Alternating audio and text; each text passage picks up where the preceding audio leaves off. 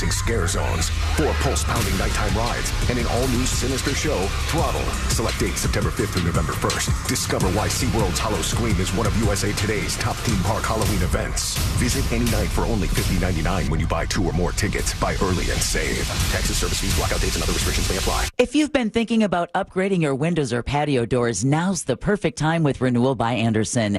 At Renewal by Andersen, their Acclaim impact replacement windows are built for Florida homes and designed for energy efficiency by maintaining indoor temperatures year-round and reducing heating and cooling costs. And with their Smart Sun glass option, you'll minimize heat loss and maximize energy savings. Renewal by Andersen windows are beautiful, durable, and energy efficient. What more could you ask for? Here's what Kathy had to say. Our windows look awesome. They did a great job on the installation. Highly recommend Renewal by Andersen. Right now, during their Big BOGO event, buy one replacement window or patio door, get the second 40% off, plus 0 down, 0 payments, and 0% interest for 12 months. Visit bestwindowsflorida.com to see all of the beautiful products they offer and check out their hassle-free process and 4 easy steps. Official partner of the Tampa Bay Buccaneers, license number CGC 1527613. Look, your body's unique, so why settle for a one-size-fits-all wellness plan? That's where Viome comes in.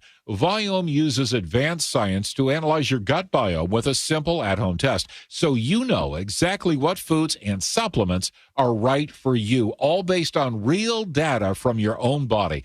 And you know what? That's science you can trust. Go to Viome.com now and use promo code THRIVE to save $50 on your full body intelligence test. That's Viome.com, promo code THRIVE to save $50. If you're the victim of a car crash, never rush to settle with the insurance companies and never settle for just any attorney. Demand Anna Jar Levine. Call 1-800-747-FREE for a free consultation and take back control of your life. In Office Orlando. Top reasons your career wants you to move to Ohio. So many amazing growth opportunities, high-paying jobs in technology, advanced manufacturing, engineering, life sciences, and more. You'll soar to new heights, just like the Wright brothers, John Glenn, even Neil Armstrong. Their careers all took off in Ohio, and yours can too. A job that can take you further, and a place you can't wait to come home to. Have it all in the heart of it all. Launch your search at callohiohome.com. To everyone counting down the days until pumpkin season, your wait is finally over. The salted caramel pumpkin concrete mixer and pumpkin spice shake are back at Culver's for a limited time. And because nothing beats the real thing, every scoop of fresh frozen custard is made with farm fresh dairy, and every bite is filled with real pumpkin puree. So come visit us at Culver's, or order ahead in the app or online, and fall in love with these pumpkin desserts all over again. From Wisconsin with love. Welcome to Delicious. To everyone who believes in magic, let our team member Teppy tell you how we do it at Culver's. We're not talking about card tricks or disappearing acts. Wow. This is the kind of magic that transforms real farm-fresh dairy into world-class Wisconsin cheese. We're talking about Midwest magic. It's about handcrafting every meal with love, because at Culver's, we want every bite to be turned into a smile. Order ahead in the app or online and come taste the magic for yourself. From Wisconsin with love, welcome to Delicious. I'm still going for it, even with higher stroke risk from atrial fibrillation, an irregular heartbeat not caused by a heart valve problem. Over a 3-year study, Eloquis apixaban tablets reduced stroke risk better than warfarin, and over 97% of Eloquis patients did not experience a stroke. A first stroke occurred in 2.9% of warfarin patients versus 2.3% of Eloquis patients. Don't stop prescription Eloquis without asking your doctor. Stroke risk may increase. Eloquis can cause serious and potentially fatal bleeding. Don't take if you have an artificial heart valve, abnormal bleeding, or antiphospholipid syndrome. While taking, you may bruise more easily or bleed longer. A spinal injection increases blood clot risk, which may cause paralysis. Get medical help right away for unexpected bleeding or bruising, or back pain, tingling, numbness, muscle weakness, or incontinence. Aspirin products, NSAIDs, SSRIs, SNRIs, and blood thinners increase bleeding risk. Tell your doctor about planned medical or dental procedures. Learn more at eloquis.com or Happy Monday. Live from the JustCallMo.com studios. Injured on the go? Just call Mo. Need help after an accident? Visit JustCallMo.com or dial 1-800-CALL-MO. This is WTKS-FM HD1, Cocoa Beach, Orlando, an iHeart radio station. Make us the #1 preset on your car radio and on the free new and improved iHeart Radio app. Listen for all your music, radio, and podcasts. Free never sounded so good. Holiday magic! Real Radio has your chance to win $1,000. Just enter this nationwide keyword on our website. Money. MONEY. That's money. Enter it now at realradio.fm and get a little holiday magic. And may your efforts bear fruit. Someone's going to get offended. It's just the way the world works. So to hopefully save everyone a little time and or energy, here's this. The opinions that you hear are those of the host and callers, and not those of iHeartMedia, its management, or advertisers. The News Junkie is on. The three best friends you never knew you had, running through the most viral stories of the day. The News Junkie Sean Wasson with Sabrina and Sealand. It is Monday, September 29th, 2025. Lots to get to today, from Michigan church attack updates to a hurricane heads for the East Coast, and a man admits to murder live on television, plus your calls, dispatches, emails, texts, and more. Sabrina is out. Hello, C-Lane. What's happening? Josh is with us. Yo. And so are you. You can join us on the show today.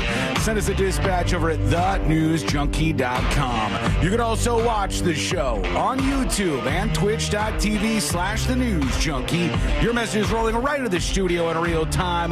How's everybody doing on a Monday? Good. Okay. Just okay? Yeah, I'm okay. All right. He's not doing okay. I can feel it. Take down that coffee and you'll be good to go.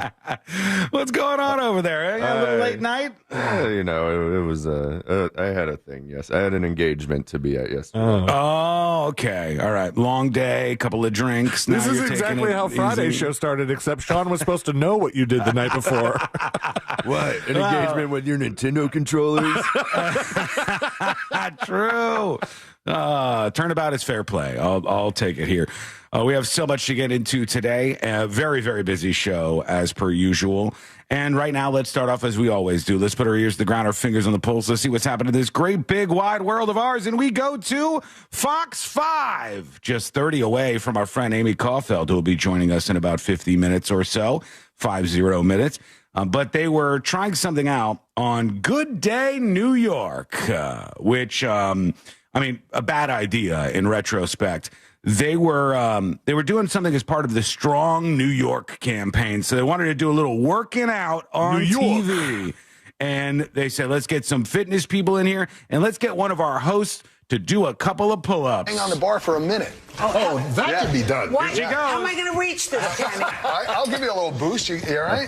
No. All right, there you go. Good. Okay. And just hang there. And now what I want you to do, wait, cross your ankles. All right, first of all, I don't know if this woman has never done a pull-up in her life, but she hangs from the bar, and then she starts wiggling like a fish. Her whole body is wiggling around. I don't know what that move is. Maybe the television professional in her is saying, like, it'll be boring. It'll be boring if I just hang here, almost lifelessly while this guy tries to tell me how to pull up. I should do a little flailing. Are you saying somewhere there's a news director who's like, create visual interest? Yes, absolutely. All right. Just like our news director does. All right, of course. So they put her up on the pull-up bar for Strong New York and the campaign. And then she can't really do anything. And I'm going to help you do a pull-up. So go ahead. Pull. They're pulling her up. There we go. Come on. He's pulling her up by her feet. Good. Give me two more. Oh, my God. Last one. Why is she struggling is my question. There's a man grabbing her by both ankles and lifting her body up so she could do the pull-up. And she's still like,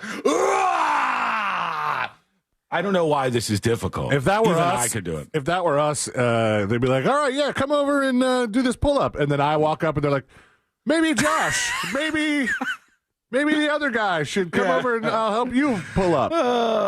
Well, she does a couple, she does her moans and groans, and then it's time to pull her down. Another one. Good.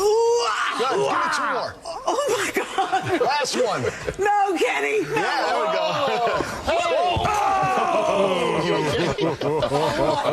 Down she goes. and if just like face first into the equipment and everything that was in front of her. It was not a great dismount, folks. No. Kenny! No. Yeah, there we go.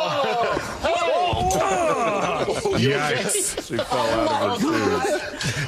What kind of insurance do you have? Not very good. A couple insurance jokes will work in here. So when we were getting ready for the start of the show, and like Josh was hanging out in here, and we were kind of cross talking a little bit. You had stepped away out of the room for a second, and I got a notification on my iPad from like Daily Mail or something that was like, watch as this morning show anchor falls flat on her face during live TV. And I read it to Josh, and we're like, oh, that's kind of fun. And then I kind of like zoomed my eyes in on your laptop, and I was like, we're watching that. That's what we're watching first. He already has it. What are you doing? Don't spoil things. I was going to tell you about it, and then I go, what does he have? Is this better? Oh, no, it's the same thing. Next thing you'll do is you'll spoil the announcement of who's going to be performing at the Super Bowl this next time. My God. Oh, my gosh. Oh, my God. And I want you to check on your grandpa. A lot of people talking about that. I want you to check on your grandpa this morning. Still your dead. Your grandpa, who's going to say a couple of things. Your grandpa and your uncle are going to say, why don't they get some Americans to perform at the Super Bowl? Because Bad Bunny is American. Don't let. There's too much on their heart for one day. Okay, you got to be easy with them. You got to gently address this situation. I saw a woman on Threads this morning that was just riling people up about this, and I was pretty sure, 90% sure, she knows, that she's wrong. She's just doing that to piss people off. Did she say he's not American? Like, yes. They get this guy who's not even America. Just for the record, Puerto Rico is an American territory. So, yeah, Bad Bunny is indeed an American, although some of you probably won't want to claim him, I don't think. But the other thing is you're going to hear a lot of, he doesn't even speak English, which I don't know if he has songs in English. I think it's mostly just Spanish music, which, I mean, I think there's something we got to come to terms with here, folks, all right? To the grandpas and the uncles and everybody who's going to be raging about this. If you haven't understood the message yet, the message is that the halftime show isn't for you. The halftime show is not for you. You can react by like boycotting the Super Bowl or something, but they have sent you the message. Yeah, like they don't care, all right? Jay-Z and Rock Nation and the crew picking the Super Bowl halftime performers, they do whatever they do to pick the person who performs each year. I think they purposely want to court some sort of controversy. I think that they look at stuff like, if you look at Spotify or, top streams and stuff, it's going to be a whole bunch of Bad Bunny music, guys. It is. It's just going to be, it's like Bad Bunny. And I don't know a single song. I don't like a Bad Bunny. I don't want a Bad Bunny, but it's not for me. All right. They're not programming the halftime show for me. I like Bad Bunny. What's your favorite song? Not as a musician, because I don't know the names of any of his songs. Nueva York. But every time he's hosted SNL, he's been pretty funny, and also like he seems very willing to play. Like he's not like uptight and like I'm going to do my little Bad Bunny thing, sing my songs, and leave. Like he participates in like the videos that they have to pre-shoot. He was hilarious in Happy Gilmore too. Everybody was like, this thing was chock full of cameos. I didn't consider his part to be a cameo. I thought he was just an actor that played a really funny role. Yes, C-Lane. Yes, that's all true. But first they came for our customer service lines and made us press a button if we wanted English. And nobody complained enough. And now the Super Bowl halftime show will be en Espanol, okay? What does that say to you, okay? What is that? There's going to be a lot of people who are very, very upset about this Bad Bunny guy. I'm imagining most of the songs are that. Got a neighbor who must like Bad Bunny. I got a neighbor who's probably going to be pretty excited about reggaeton in general. And then I thought to myself afterwards, like, Bad Bunny, what a stupid pick. And then afterwards I was like, who would I have been excited about? And then I thought, who would you have been excited about? No one that would make sense for anybody. If they were like, Oliver Tree is going to be the Super Bowl halftime performer. I'd be like, yeah, we're bringing back Manchester Orchestra. Whoa. Like, I would be behind some of these things that the world would go, huh? What are we doing here? It just wouldn't work out. I don't think Taking Back Sunday is going to play the Super Bowl halftime show. Although I would love like a New Jersey emo halftime show. They don't care about me. My Chemical Romance halftime show? Yes. Oh my God. That would be. I would love it, and I would watch it. But they don't care about me. They don't need me, and they're right not to need me because I don't really watch football to begin with. I only tune in like a looky-loo every once in a while or during the Super Bowl. So I don't necessarily expect them to program towards me. But I think there's going to be a lot of people who are like, what the hell is going on? A BDMX Con says, who cares? The Rolling Stones and The Weeknd were actually foreigners and did fine. Hold the phone. Is The Weeknd a foreigner? No. I thought he was from America. I did too. He's I just Canadian. Oh my gross. God. Get him out. out. What is happening here? What is happening? Could you imagine Yeah, Coldplay if there did was is there a World Series or Super Bowl for like cricket in India? Is that a thing? There's got to be like some sort of championship they do. And in India, right in the middle of their game, they're like halftime at the World Series for cricket. Ladies and gentlemen, and they bring out Kid Rock doing American Badass.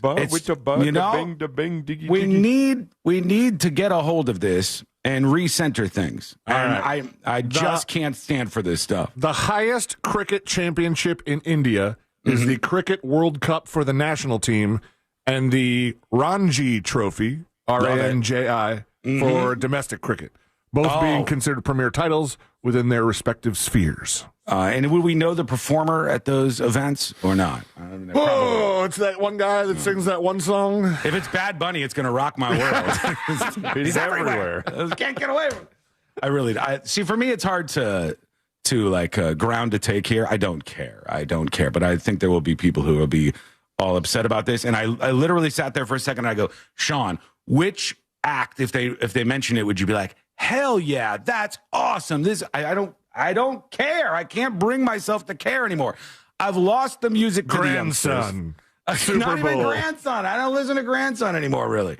I just there's nothing that would really do it for me. So maybe it's time to pass the baton, and en Espanol is what happens here.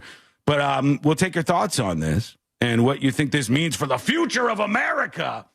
That this ice-hating Bad Bunny, this guy who's not a Trump fan at all, will be up there. This guy, I don't know if there's going to be political messaging. I don't know. I do not know. It wasn't for me last year. It will shock you to hear that I don't really like too much of Kendrick Lamar's music. What? My theory on Kendrick Lamar is that if he wasn't who he is right now, he actually has. And please hold your emails on this. I don't care. I won't read them. I do not care, and I will not read them. Okay? Kendrick Lamar has the nerdiest rapping voice I've ever heard in my life. It's like one step above me rapping. Literally, he sounds like a nerd. Nerdier than Will Smith. Yes. He literally like he sounds like a nerd, but because everybody's already accepted that he's cool and he has some cool rhymes and stuff, they go for it. My personal pet take on it is that Mustard is the real brains of the operation. But what do I know? What do I know? Bad Bunny going to play the 2026 Super Bowl halftime show. Give us your thoughts on that with Somebody the dispatch today. On the texting service says, I thought Sean was going to announce the halftime show as being performed by a K-pop group. Now, I will say this. That is very in right now, but I think there would be more outrage for K-pop than there would for Bad Bunny. Yeah, I mean, it's just hard to argue against it. Like, the guy has had a lot of the big songs, even though they're not in English.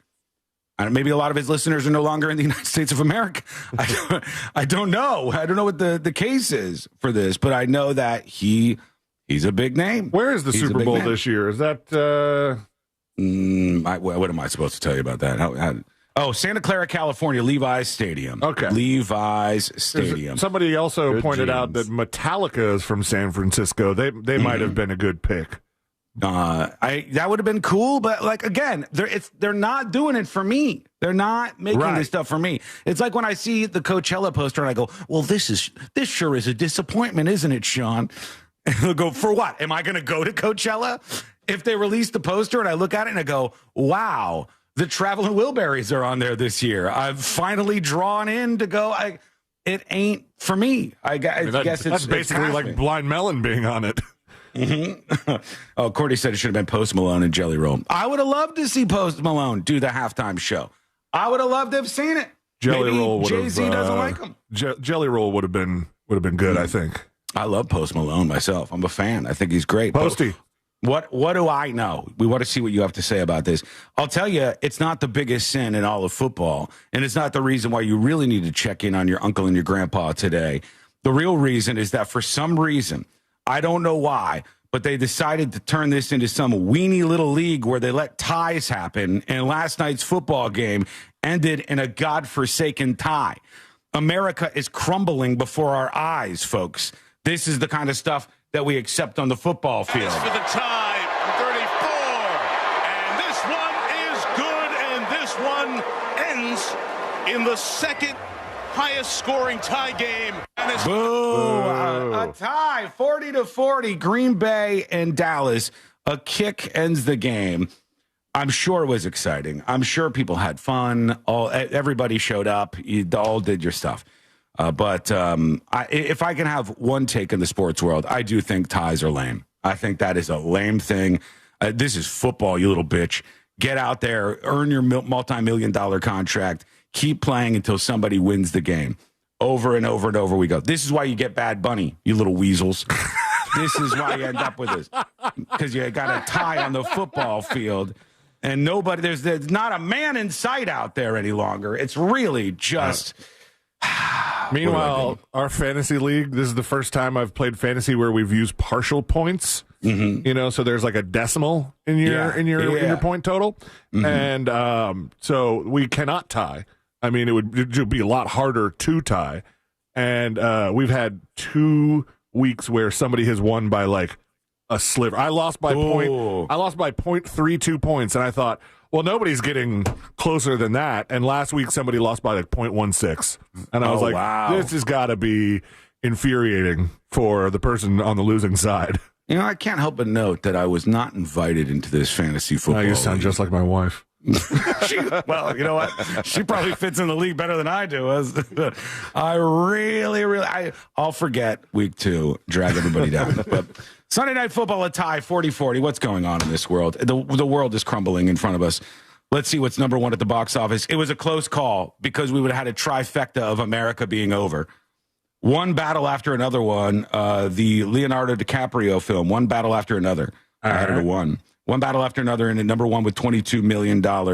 It was close because we almost had the number one movie in the country, Gabby's Dollhouse. A tie in football, Gabby's Dollhouse at the top of the box office, and Bad Bunny is too much. What is Gabby's Dollhouse? It's if Jackson was a little girl, you might be aware of it. It's a little kid thing from Universal Pictures that they made into a movie with. I think Kate McKinnon from SNL is in it, or somebody from SNL was Kristen Wiig. Kristen Wiig, that's who it was. Kristen Wiig. And Gloria Estefan plays Grandma Gigi. Look at that. Demon Slayer Infinity Castle was number 3. The anime still bringing in money. The Conjuring Last Rites at number 4. And Strangers Chapter 2, which looks like a terrible movie, in at number 5. And they ain't getting my money because I watched The Strangers, the first movie, all right? And then a couple years later, another movie came out called The Strangers, and it was literally the same movie. They kept the same script and just redid the movie with different actors. And I felt ripped off. Mm-hmm. And now they put out this piece of crap, and I just can't do it. I can't do it. So the message today is America's falling apart. Everybody's shooting each other. Football's gone to the dogs. We got ties. And you're just going to have to coax me out of this misery that I'm in today and see what we can find out on a Monday together. Let's see what we got here. Tips at thenewsjunkie.com, and Skylark emails the show. I was listening to your program. They're calling it a program. All right. A lot of people on do the that. way home, 7:30 or 8 o'clock, and you were talking about costumes, but I really couldn't understand the name of the costume that you were talking about. I thought you were promoting something, but it seemed like more of a sex shop. If you could please, I'm really in need of a really theatrical type of costume for Halloween. Thanks in advance, and I love your show. Skylark, we're not costume pickers. That's not something that I have on my resume. I can't pick out your costume for you. I could tell you what not to be. There are certain things you should probably not be on account of the controversial side of things. But what is Don't Skylark, do blackface. What is Skylark talking about? We talked about like a sex shop thing. What? I never know. I never know what station they're listening to, or like what, probably Weekend Edition, I imagine they were picking up on, or I have no clue. I really don't know. Mr. D. Van says, hey, Sean, to tips@thenewsjunkie.com. I've been listening to your show since I moved to Florida almost 10 years ago, and I had finished my undergrad degree. I now have a 1-month-old and was wondering if the News Junkie had any baby merch.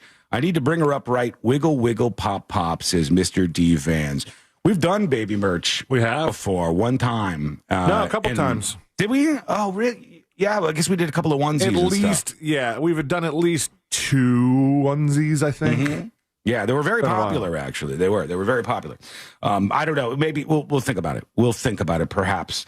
All right, when we come back, we got a lot to talk about. We'll get into what happened over the weekend. 2 just insanely shocking stories. One at a church in Michigan. The other one, a boat-based attack on a restaurant. So we'll go over those at some point, what the motives were, what drew people to do that. Also, one of the big stories online over the weekend was about Theo Von. I guess he was doing a Netflix taping, and it just completely crashed.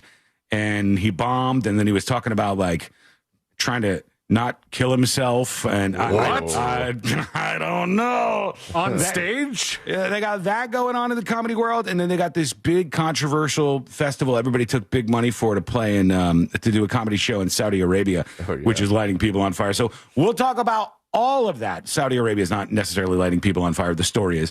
We will get into all of that. They prefer cutting them apart. That is coming up next on the News Junkie. Real Radio is on Instagram at Real Radio 1041. Sponsored by the law offices of Anajar and Levine Accident Attorneys. Call the law offices of Anajar and Levine at 1-800-747-FREE. That's 1-800-747-3733. Hey, everybody. Happy Monday. Happy Monday. How are we doing? Cameraman, follow me. How are we doing on a Monday? Good? We good? How do we feel about Bad Bunny? This report is sponsored by the Bad Bunny yes, Bad Bunny no? Just a game. It's a once in a generation. Sean, how did you feel about HMart? Can I tell you? Of all of the things, Bootsy, that Courtney and I have done together in the last 6 months or so, I've never seen her have more fun than she had at HMart. Courtney absolutely loved the HMart experience. We went there. There was an 1.5-hour long line to get into this new store that just had its grand opening. You had to wait an 1.5 hours in a long line just to get inside the store and spend money. She loved it. She loved it. I'm 50. It's a no on Bad Bunny. Bad Bunny, yes. Bad Bunny sucks. Good, I just don't speak Spanish. Only a bad idea because he's so political. I feel like they want that. Am I crazy? I feel like they want that element of like a little bit of controversy. I feel like there is literally no job safer than picking the Super Bowl halftime performer. What are people going to do? Not watch the Super Bowl? Everybody's going to watch the Super Bowl no matter what. And then a whole bunch of people will be like, this guy's not even speaking English. And they're going to frame them as a bunch of dumb, racist yokels who don't know Puerto Rico is part of the United States and for some reason can't take when somebody sings in another language for 15 minutes or whatever. They're going to frame everybody who hates it as a bunch of dumb yokels and not care that the targeting wasn't for your average football fan. It's all done on purpose. All done on purpose. They literally picked Kendrick Lamar for like young people, a young demographic. They didn't give a shit about the old demo. They don't care if all those people get mad. They don't care if you complain. They're all doing it on purpose. Very intentional. Well, it got people talking? Yes. Yeah, and so will this. And now, what is it? It's almost October. In October, November, December, January, February, everything for 5 months that Bad Bunny says that's political, people will be like, this guy's playing the Super Bowl halftime show. It's all done on purpose.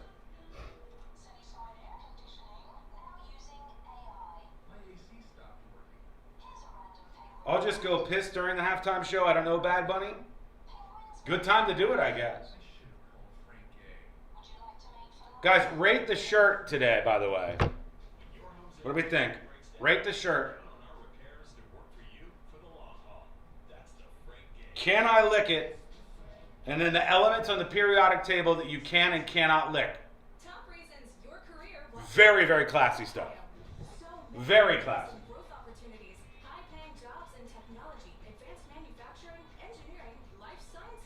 AJ Soup, great minds think alike.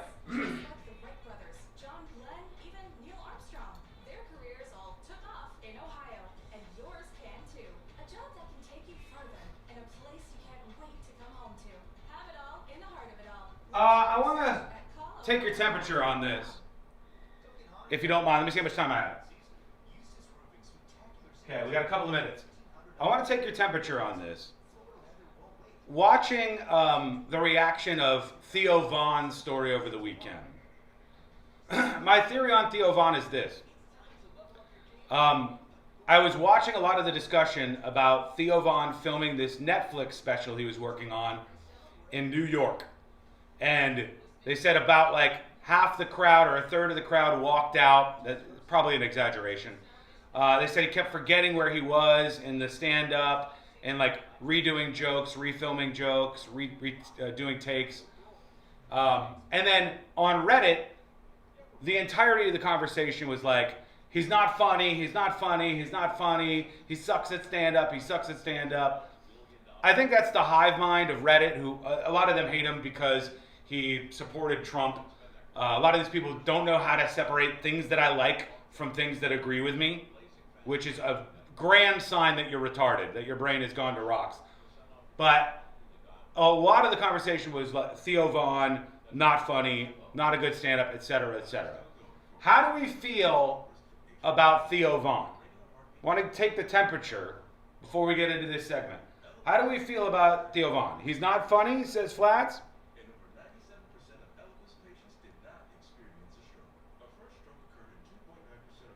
Nothing to do with politics, says Flats Fisherman. I mean, personally, I think he's very funny. He's made me laugh many a time. I've heard a couple of his podcasts. However, I've never seen one of his stand-ups. So I don't know how his stand-ups are. Maybe his stand-ups are not that funny. Maybe these people are right about this. But, I find it hard to believe that it's like, this guy has made it to where he is, has done all this stuff, and he has no humor. He's not funny. May know the face, but not the name? That's not what I saw on Reddit. Most replied with him having a mental breakdown. He even looked like it. I don't know what you mean by that.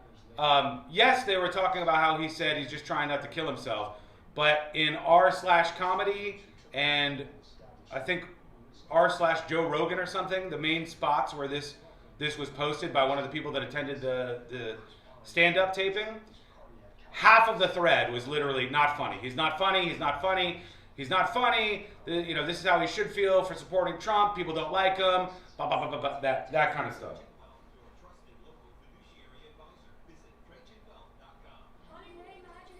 Real Radio has your chance to win $1,000. Just enter. Oh shoot!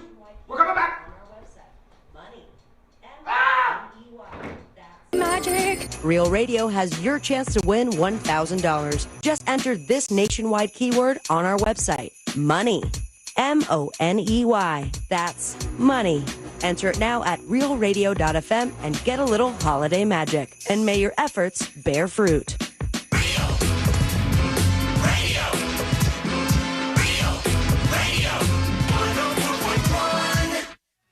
common sense meets complete nonsense. This is the News Junk.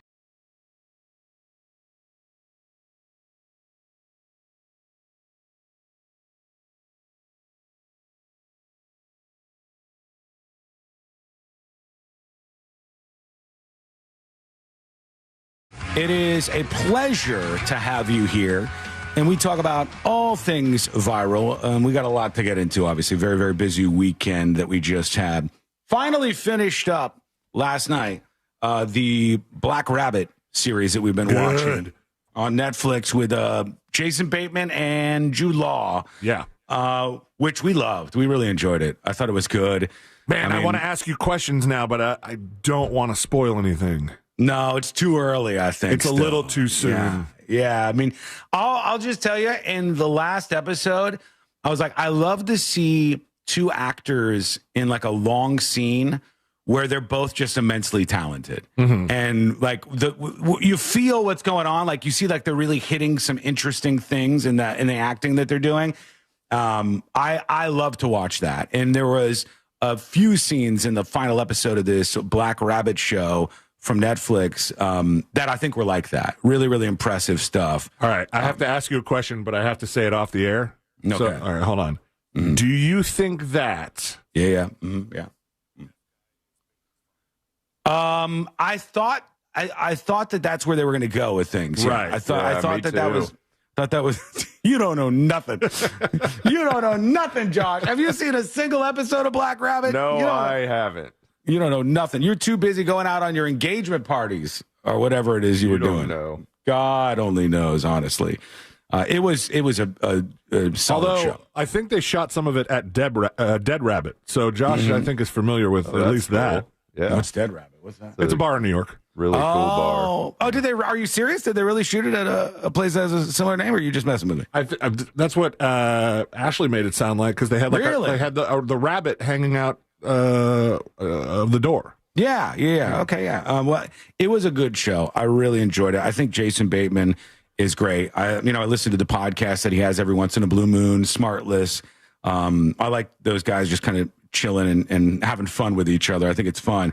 But it's not all fun in the world of comedy podcasts, because one of the big stories on the internet side of things, you could say, on the social media side, Instagram, Twitter, this y'all weekend, see this? was that comedian Theo Vaughn was doing a Netflix taping in New York, and is taping a special, another comedy special for Theo Vaughn. And word is, if any of this is to be believed, like it bombed so bad. Half the audience pretty was leaving. funny. Although I find him to be pretty funny, but the internet, like the threads I was looking at, were it was like one person who was at this show and they'll go, "Oh my God, this was horrific." Hang on, let me see if I can find the original post. So I want to say a lot of the stuff that I've seen of his is funny, but I don't know if I've actually seen him do stand up. Most of the stuff I see is his podcast where he's interviewing people, and he tends to be really funny on that. And a lot of them are really like short TikTok attention span style clips. Mm-hmm. But I don't know if I've seen him do like just him by himself on a stage material. Yeah. And but that's still kind of surprising that he bombed that hard. I agree. This was the original post from somebody who was on at the show. It says, Theo Vaughn just bombed. And you might know him from podcasts, just the comedy world in general. I know a lot of people know Theo Vaughn. If you don't, saw Theo at Beacon Theater tonight for his Netflix taping, Double Ouch. I don't know why that's a double ouch. I don't get that. Double ouch. Because not only did he bomb, he bombed at an important night. Okay. Yeah. I see. All right. 1/3 of the crowd walked out, myself included, and they seemed to keep coming. Worst set I've ever seen. Pandering to the dumbest 50 people in the room. Failure of epic proportions. And they said, like, he just melted down. People saying people walked out of a special taping. Yeah, that's pretty bad. And the person showed that they did indeed have like these tickets. Theo Vaughn, Return of the Rat. They had like these tickets that would get them into the event, so they probably did go. And then a lot of the thread is just about people saying he's not funny. He's never funny, and I don't get it. 957 upvotes. There's a lot of people that are like, he's not funny. I don't know if that's the whole thing, like Stephen King, I talk about this all the time. I'm like, your brain shouldn't be just melted rocks. We're better than this. Make yourself a better human being where you go, this is the person, this is their level of talent, and by the way, I think their political opinions are stupid. Because I think with Theo Von, there's a lot of people who don't like his Trump stuff, even though I don't think he's like hyper political, but they don't like his Trump stuff, and I think because of that, they'll say that he's not funny. But like C-Lane, I've never seen the stand-up, so his stand-up may be terrible, it may be god-awful. I've never seen it before. But there seems to be this like groundswell of people who almost want to see him fail a little bit because of this. And then here he was up on stage. This is very, very short. This is the only clip from this that I've seen. And he's going over to the crowd, I think, after the show. And Theo Von crouches down and he says, it's been like a real long month. I'm just trying to keep from killing myself or something. Let's see. Let's listen to it together. I don't know what to tell you about that, man. I'm having a long month. I'm trying not to take my own life. All right. He said, I'm having a really long month. I'm trying not to take my own life. To which that got a laugh, strangely enough. People were pretty funny. He's like, I'm serious about this. I don't know what to tell you about that, man. I'm having a long month. I'm trying not to take my own life. There's a couple of people laughing at that part. I don't know if this was just like a flippant remark. I don't know if this was like not really the disaster that they're trying to paint it out to be. It may just be that we have reached that TikTok time where all of a sudden everybody says, hey, we brought this guy up. Theo Von became a big, big name. He's playing arenas. He's making all the money in the world. Now it's time to crush him down. The TikTok giveth and the TikTok taketh away. Exactly. Couldn't have said it better myself. Thank you very much. But Mr. Theo Von, not in good spirits, it would seem today, nor is the entirety of the comic world, because a bunch of the biggest names. Can we look this up? That this Riyadh in Saudi Arabia comedy festival to see who is performing, because it's like big names in Saudi Arabia, right? Which doesn't seem like a great crowd for a comedian. No, not at all. When I think about like, hey, Saudi Arabia, like the audience is all dudes in like, sheets. And I don't know how Western comedy would play to these people, but all of these big name comedians apparently took like $1 million payouts to go do this comedy show in Saudi Arabia. And their fans are ripping them to shreds for it. It's like a week-long festival. Yeah. It's a whole thing. Who do they got? Wayne Brady, Ari Spears, some people I don't know. Jeff Ross, Gabriel Iglesias. All right. Tom Segura, Joe Coy, Sam Morrill, Hannibal Buress. Okay, I know Andrew him. Schultz. And he's doing his podcast live. Sebastian Maniscalco. I'm going to go laugh with Sebastian. Jimmy Carr and Louis C.K. co-headlining. And Pete Davidson is going to confront the guys that killed his dad, I think. True. Pete Davidson's going to be there? That is something else. Come on, Pete. How big was this check? How much is the tattoo removal bill? My God. This is bad. They said Dave Chappelle, Aziz Ansari, Kevin Hart, and Jimmy Carr. Chris Tucker. And a lot of people are mad at all these folks who took these big payouts from the Saudi Arabian folks because the Saudi Arabian government is terrible and kills people, et cetera, et cetera. Shane Gillis and other comedians turned down the offer. Mm-hmm. I like how they say Mark Maron was against this and has criticized this, but it also mentions that Mark Maron wasn't invited. It mentioned that he was not one of the people that they invited to be at the show. And everybody, well, not everybody, but there's some measure of people, some measure of the fan base who's like, how could you sell out? How could you do this? You're taking this big sum of money, 7 figures allegedly in some of these cases, and you're going over to perform in Saudi Arabia. Apparently there are Atsuko Okatsuka. Yeah. Revealed on Threads that she turned down an offer to appear at the festival. And talked about, I guess there's censorship rules.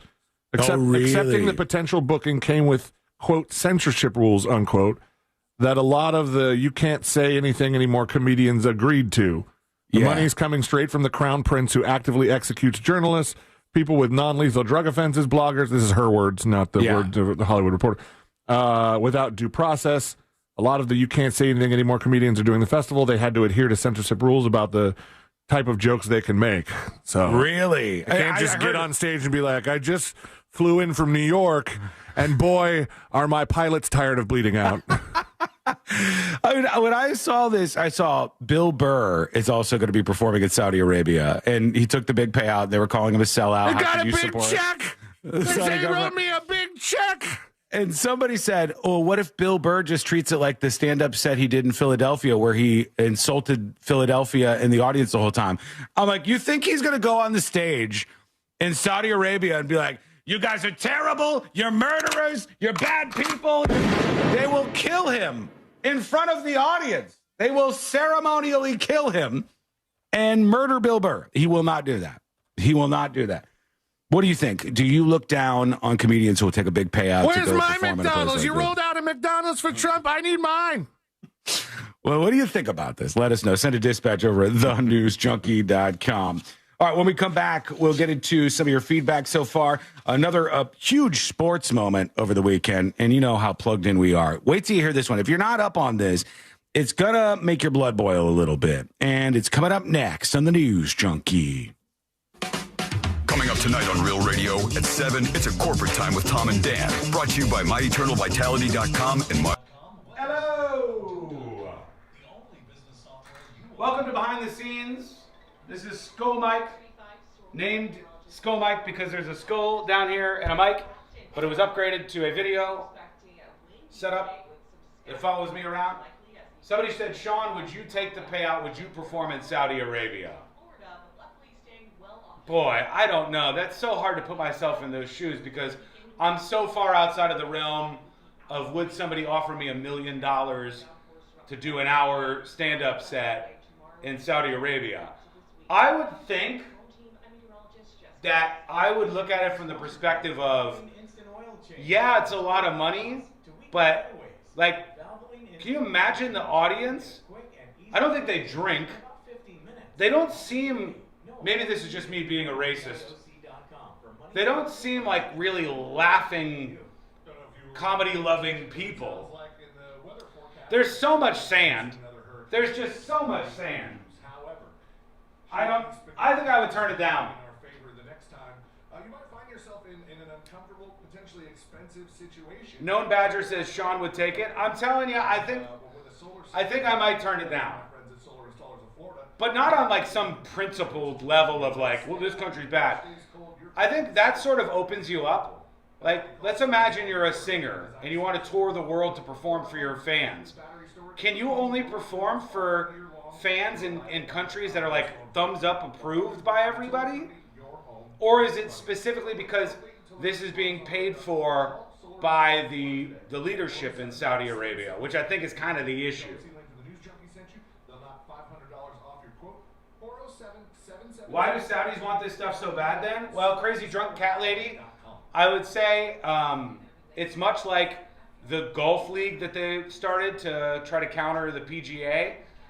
The Saudi government wants to be appreciated by the Western world and wants to revitalize their image around the world. They're constantly pushing out stories to friendly news outlets that say things like, in Saudi Arabia, women's rights are reaching a new frontier.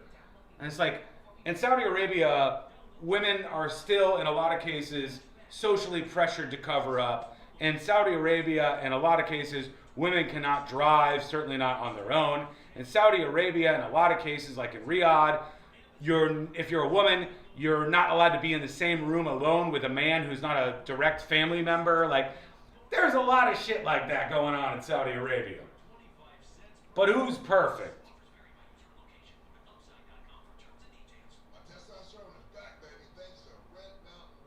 Two minutes and we're coming back.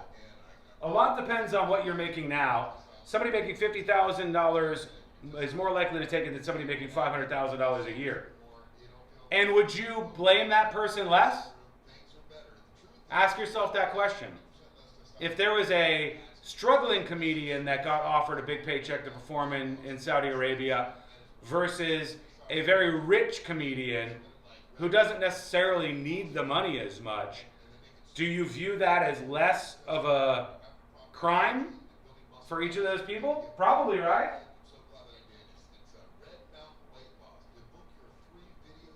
90 seconds and we're coming back.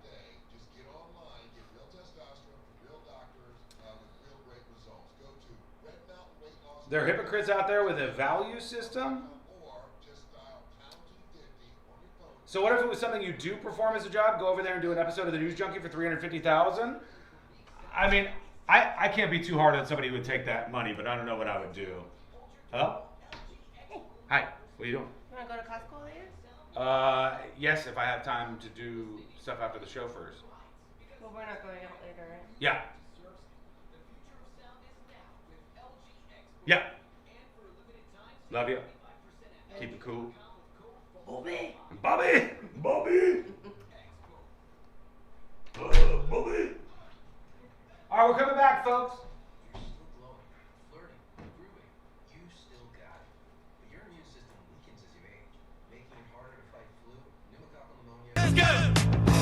You're still glowing, flirting, grooving.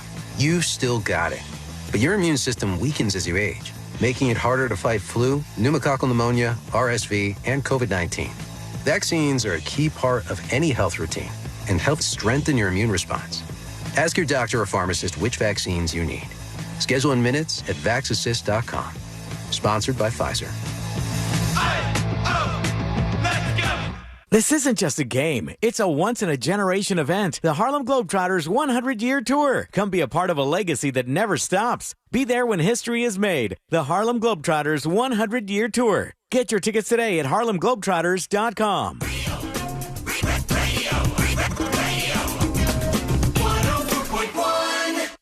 They're best friends, unless they're fighting. Are they fighting? It's the news.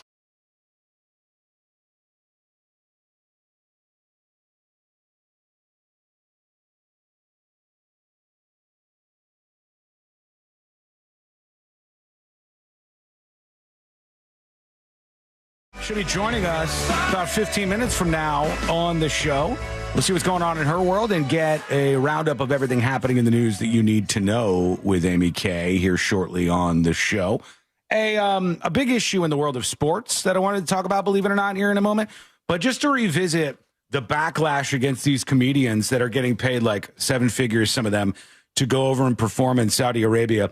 I think the place that I would land on with that is like, if you take the lineup from that comedy event, and you know all those big names on top, like Louis C.K. and the people that are very, very wealthy.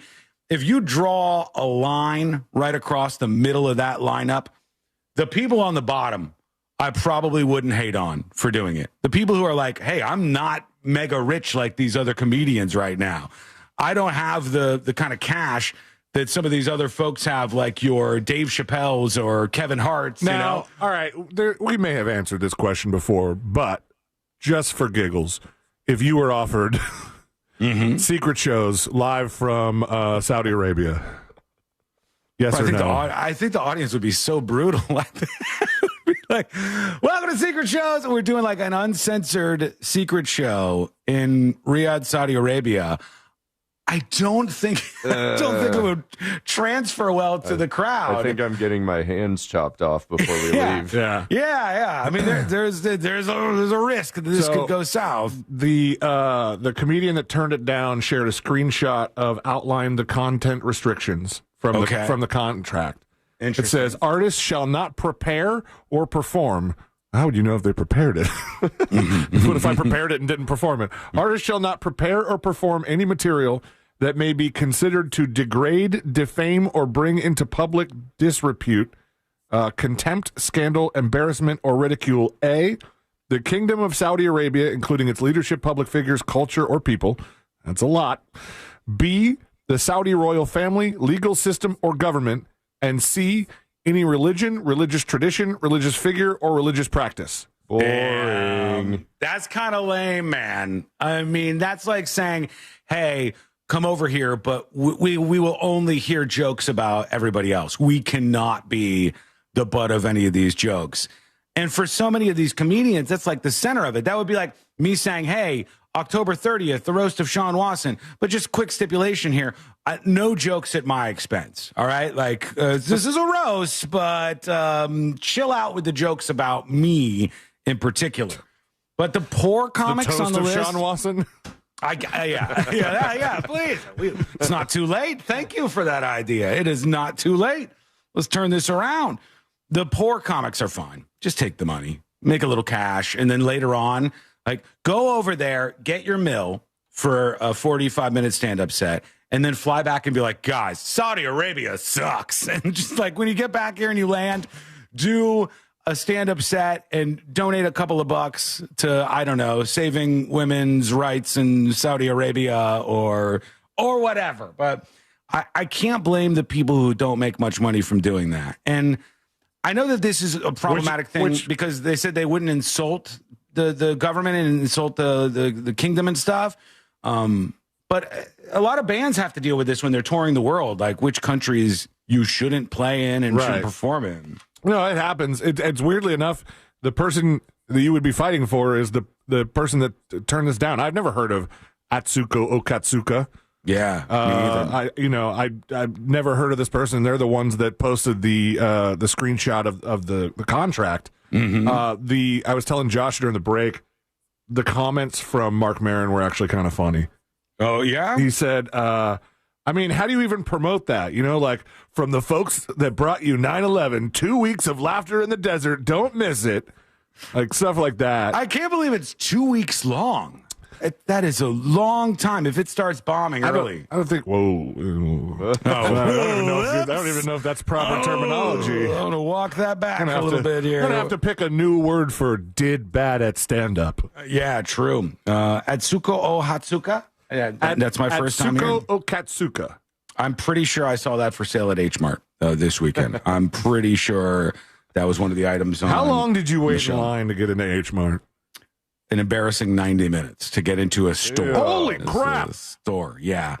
Courtney had the time of her life. She literally, she was so happy and excited. She had such a blast. Folks, this new store opened up not far from me, and it's called HMart.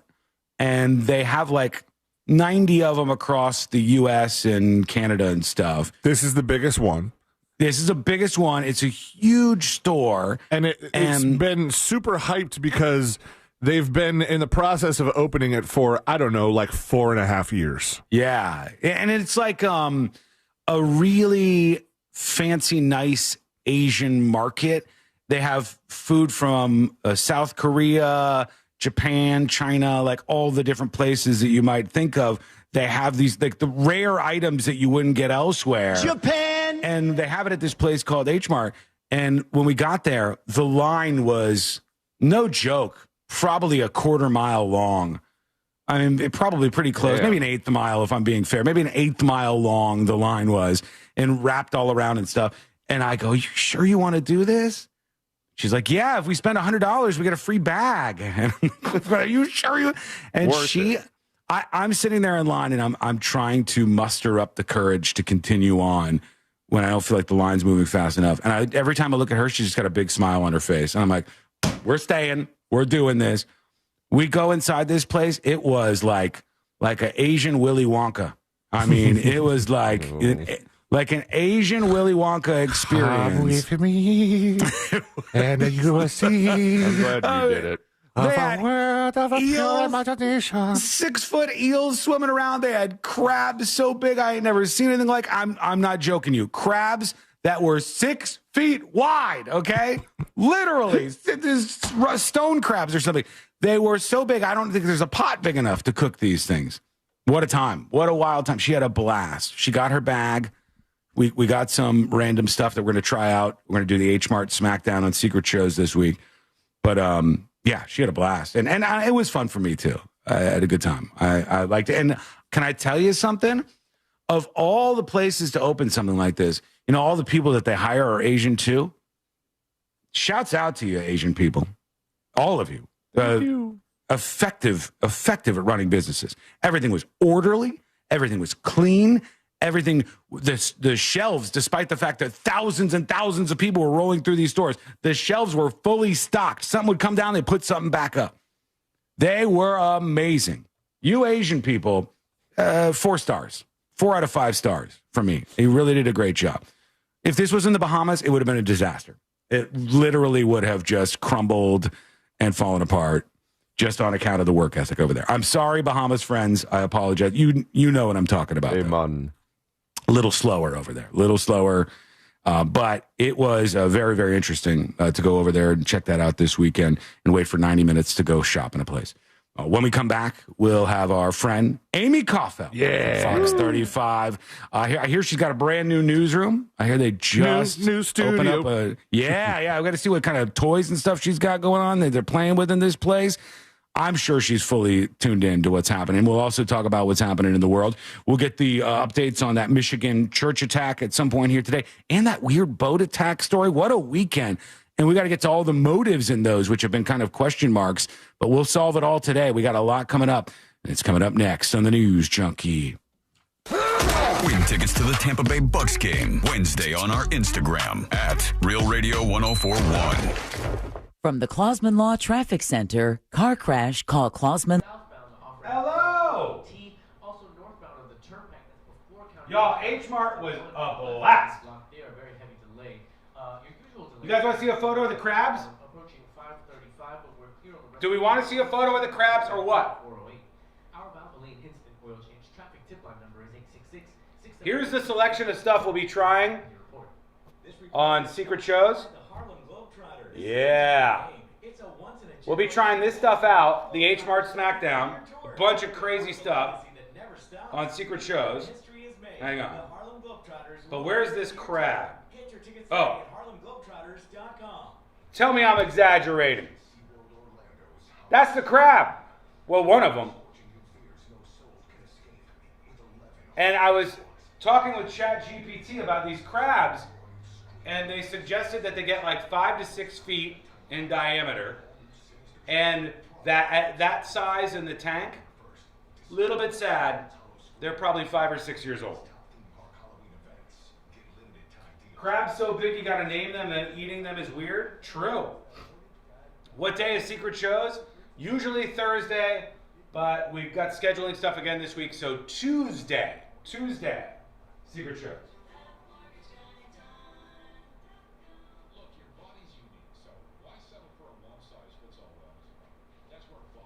Does Sean not know what king crab looked like? It's not king crab though.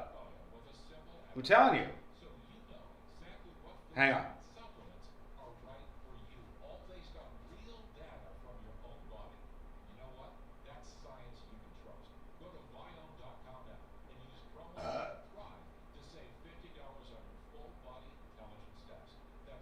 Also, can I tell you guys? Funny story.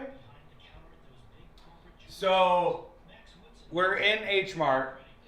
We're picking up all this random crazy stuff to try. I was looking at those eggs. You know those eggs that they like bury underground? And they're really gross. And I was this close to getting those, but I don't know that I want to try that out. But I'm looking through everything. Courtney's picking this out and that out to have stuff to try. She's having a blast. And then when we go through the checkout, Courtney goes, I want this. She picks up a box about this big. Little box. I'm going to grab it for you. I'm going to grab you the box that she grabbed. And I said, why are you grabbing that? You don't even know what it is. And she goes, I love it. I love the box. I love it so much. Let me get it. Hang on. This is her new favorite thing. It was the most expensive thing we got at HMart.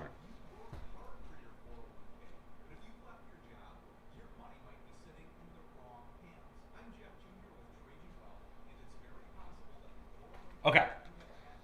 This is what she fell in love with and wanted to get. All right? And she's like, look, it's like a little dictator guy on there. And I don't know if this man is a dictator or not. It's got like a hologram on it, which probably doesn't come across very well on the stream. Not sure if that makes it better or worse.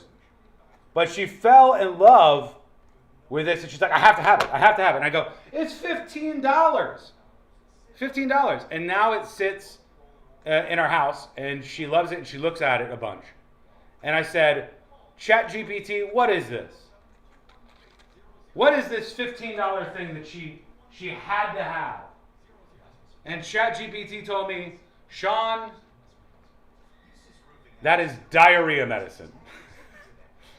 And that's what it was. $15 diarrhea medicine that we definitely did not need, but she still is a huge fan of the packaging, so it stays around, I guess.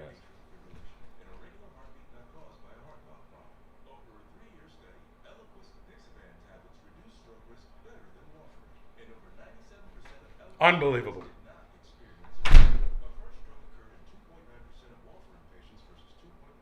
1 minute, folks, and we're coming back live.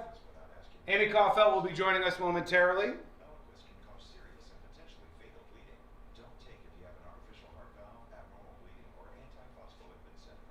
You're going to need that medicine after the SmackDown? Probably true. But worth it. I'm excited to try a bunch of different stuff. Okay, we didn't get to that sports story, but we will. Amy's not dialed in just yet, so let's see. Here we go.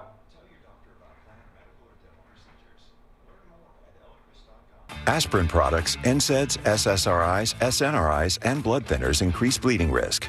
Tell your doctor about planned medical or dental procedures. Learn more at Eloquis.com or call 1-855-ELOQUIS. GMC Sierra trucks in stock now at OrangeBuickGMC.com. We are professional grade. Portions of the following program were pre-recorded. Live from the JustCallMo.com studios. Got questions after an accident? Just call Mo. Visit JustCallMo.com or dial 1-800-CALL-MO. This is WTKS-FM HD1 Cocoa Beach, Orlando. An iHeart radio station. Make us the #1 preset on your car radio and on the free new and improved iHeart Radio app. Listen for all your music, radio, and podcasts. Free never sounded so good.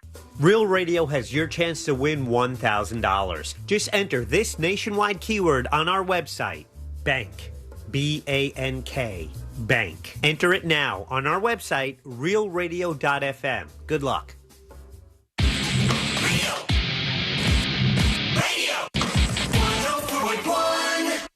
Send him your tips and your deepest, darkest secrets. Email tips at the new.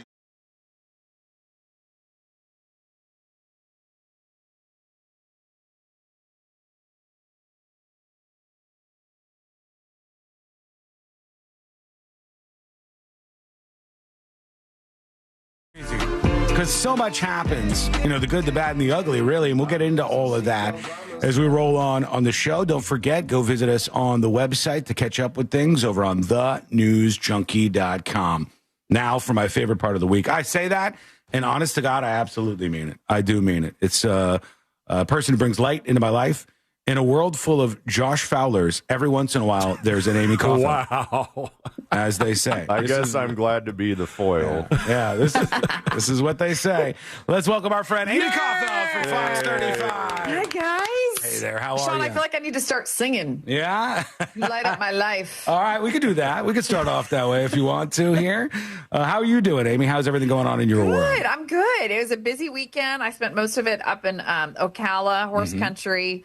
They have this beautiful facility up there where it's like a swim facility. It's kind of out in the middle of nowhere, but we had a bunch of water polo games up there. So spent the weekend up there, which I don't know if I told you guys about. Did I tell you guys about what happened last week? No. Where they were trying to get rid of water polo in the state of Florida? Whoa! They were trying to shut down water polo? Did I tell you? Okay. So we were up at Parents Weekend with Caroline in Pennsylvania. And I get this message that the Florida High School Athletic Association wants to take away water polo as a sanctioned sport. Mm-hmm. So, the High School Athletic Association, they sanction certain sports, right? Track and field, football, baseball, swim, lacrosse, you get it. So when I was in high water school, polo is right now a sanctioned sport. But they said there aren't enough high schools that have water polo as a sport. So I spent half my day in Pennsylvania that Friday, as soon as I found out this was going to happen, emailing like everybody I could think of. Like, okay, who can I email? So I emailed all the people on Florida High School Athletic Association board. I emailed my friends at the Rosen Aquatic Center. I emailed, the Florida Department of Education, the commissioner. And so we just basically started making some noise. Mm-hmm. Well, come to find out, the next day, the Florida Department of Education commissioner put out a message on his social media saying, hey, I played high school water polo, and we are not getting rid of water polo as a high school sport. Nice. So I was like, how great is that? Like, we just got lucky. Amy saved water polo. Woo. Look at that. That's amazing. Well, listen, there were a lot of people who made noise. I just was helping make noise. A Good lot for of people you. made it happen. So anyway, that was my battle last weekend. Sometimes you got to make noise. Sometimes you got to get a little loud and try to fix things that are going to break otherwise. And I think that's a good thing. But Celine and I were going back and forth over this. I hope I don't have this wrong. I'm pretty sure I saw somebody from Fox 35 post that you guys just moved into a new studio, or like you just two things. Is it nice, shiny, brand new? Yep. So we have a new studio. We actually moved into the studio about a month ago, and then we moved into our new newsroom on Friday. So now we have a new newsroom and a new studio. It's awesome. Any like gadgets and gizmos, like newfangled technology that they've given you to make your life easier in the new studio? Well, like everything is like touchscreen now, so that's like pretty cool. Like, so all like the meteorologists, like everything they do is touchscreen, which is really, it's just different, you know, than how we started out with like dry erase boards back in the day, you know. Yeah. So yeah, I would say the meteorologists always get the coolest gadgets, like the coolest technology. But yeah, it's awesome. Yeah, How hard is it, Amy? Like, if you see a different, like a news source or a different news station somewhere else in the country with like a new gadget, how hard is it to convince the people at Fox 35, like, we need you to buy that? Yeah. Well, it's all everything's corporate. So, we're owned, like the Fox 35 station is owned by Fox Corporation. So usually what happens is that everybody, within Fox Corporation kind of gets the gadgets at the same time. I think so it's not, you know what I mean? We don't have a lot of pull or say in that. I think it's really like everything that like kind of goes up the chain, as I like to say. When you're at the news desk and you're sitting there delivering to the people the news of the day, do you have your cell phone with you? I do. You do. That's what you should text me more often, Sean. People are amazed by this all the time. People will text me during the show, and I'll be in the middle of a segment talking, and I'll respond to their text, and they'll go, "What the hell?" And I'll go, "Look, you've been doing this long enough. You can chit chat. You can take a little break and send a text message real quick. It's a very doable thing." We have commercial breaks, or there's times like where C-Lane's talking or Sabrina or what, right? And you're like, okay, I have a second to like, respond. Well, and here's the other thing. I mean, we're on the air for such a long time. I mean, our show in the morning is 7 hours. My God. 7 hours is a long time to have like no communication with anybody out in the outside world. You know? I agree. I think that like at first when cell phones were starting to eke their way into society, it was like a put it away kind of deal. Don't have it out during your show. Don't, be texting people. And little by little, that kind of went by the wayside, especially if you're going to be on the air for 7 hours. Well, that's the big debate in school right now is a lot of schools that, got pretty lenient with cell phones. And now the pendulum is starting to swing the other way. And I don't know if you've seen some of these viral videos of teachers just talking about how distracted kids are and that, they can't concentrate because the constant notifications and their phones are right there. And I mean, it's a great debate. And I think, we're starting to see in some of in Central Florida school districts that they are now saying no, like Brevard schools, no phones at all. Like you're not allowed to have it at all. I mean, we survived. How did we survive? Like, mommy couldn't get a hold of us in the middle of the day, and we made it. But I get it. I also understand the parents wanting to get in touch with their kids. Yeah. I mean, it's an interesting debate that's like actively taking place right now. On the other side, the side where that are in favor of cell phones, like every time they try to go, all right, we're gonna do it. We're gonna not let the cell phones. Then some tragedy happens, sadly. Yeah, I know. And everybody gets reminded on why they would want to have their kids, at reach at all times. That changes minds immediately too. Amy, you're much closer to the world of all things sports than we are. And outside of the thing I raged about with a tie in the NFL last night, another thing that was coming up in the sports world was. I don't know how much you follow golf, but they had this thing called the Ryder Cup in golf. Terrible. And I guess the Ryder Cup is like countries versus other countries or whatever. It's basically Europe versus the U.S. Yeah, so Europe battles the U.S., and the U.S. fans were mortifying in their behavior. The U.S. fans were like embarrassing, going after the European players and shouting horrific things at them, and like it was embarrassing for the United States of America how this went down at this Ryder Cup. And one of the things I saw, Rory McIlroy, one of the biggest golfers on the planet right now, his wife is going along with him on the court, and one of these nut jobs, these American folks, threw a beer at his wife. What? Hit Rory McIlroy's wife with a beer. They're like, get out of here. And they hit his wife with a beer and made her cry, Sean. Yeah. Made her cry. What would your husband do if somebody hit you with a beer? Oh, I don't. I mean, Rory did almost come out of his skin, and I don't blame him. I mean, it was horrible. It was embarrassing. And you know what? We were talking about this on the show this morning during Good Day Orlando Extra, and one of the things we said is what's sad is it played into, I think, the stereotype that a lot of Europeans already have about Americans as being rude and self-entitled, and it played right into the stereotype. But then you juxtapose that with, I don't know if you guys saw this story, the backup quarterback for the Pittsburgh Steelers is over in Dublin, Ireland, there to play a football game, and he got robbed. he got assaulted and robbed walking around Dublin, Ireland. Oh. So it's like I don't. It's at least we didn't rob him. Right. I mean, it's just poor behavior. It was. And sadly, it's always the people with the poorest behavior who make the most noise and make everybody else look bad. And you've been to a golf tournament, I'm assuming, before, right? Okay. Normally, it's like I've been to the Arnold Palmer. I've been to the Memorial Tournament in Columbus. Normally, it's very polite.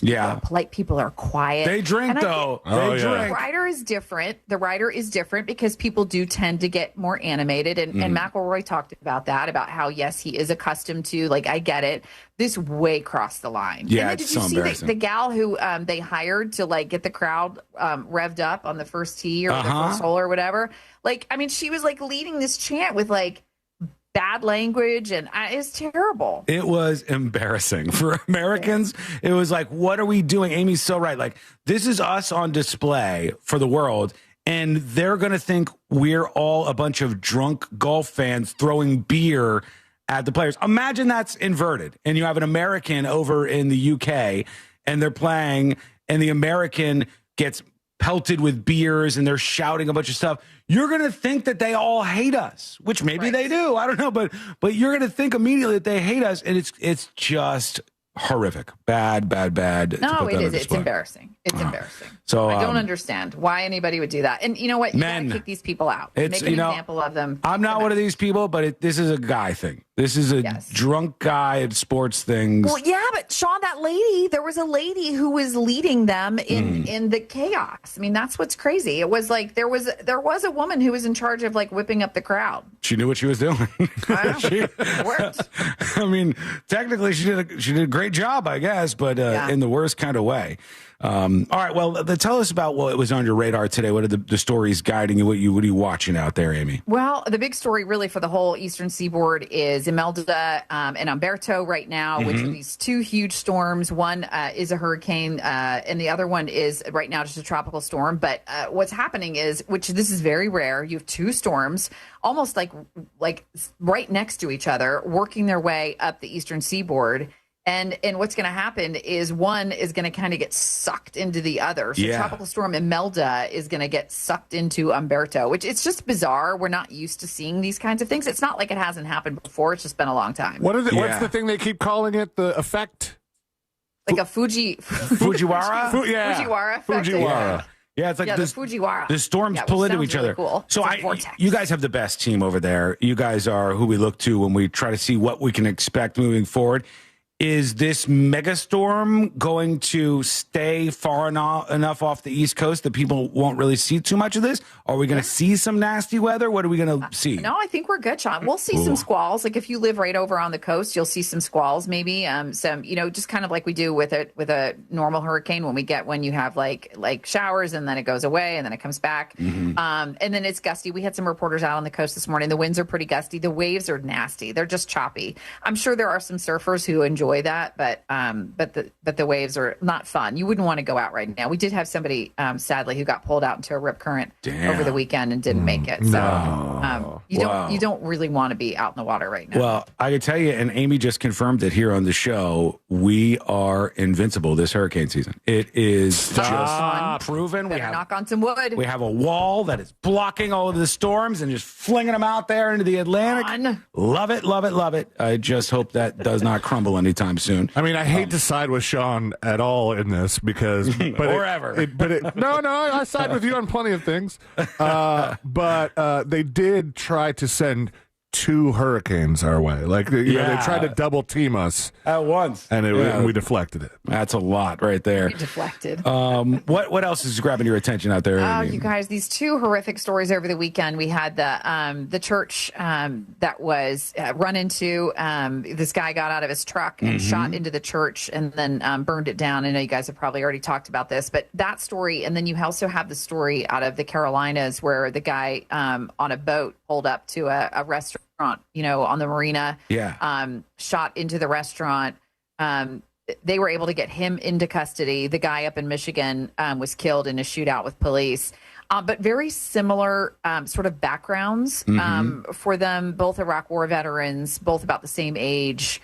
The guy in the Carolinas said that he was suffering from PTSD.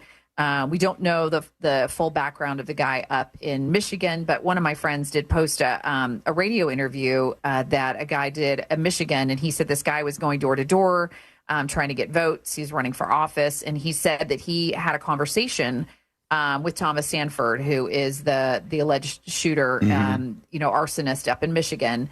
And he said he had a conversation with this guy, and he said it started out normal. And then as he was talking to him a little bit more about, politics and just, I'd love your vote, that kind of thing. And the guy started talking about, well, we got to do something about Mormons. And he started talking about, that he said that, he believed that they are the Antichrist. And he said that's when the conversation got really weird. And he was like, okay, I'm out of here. Yeah. Right.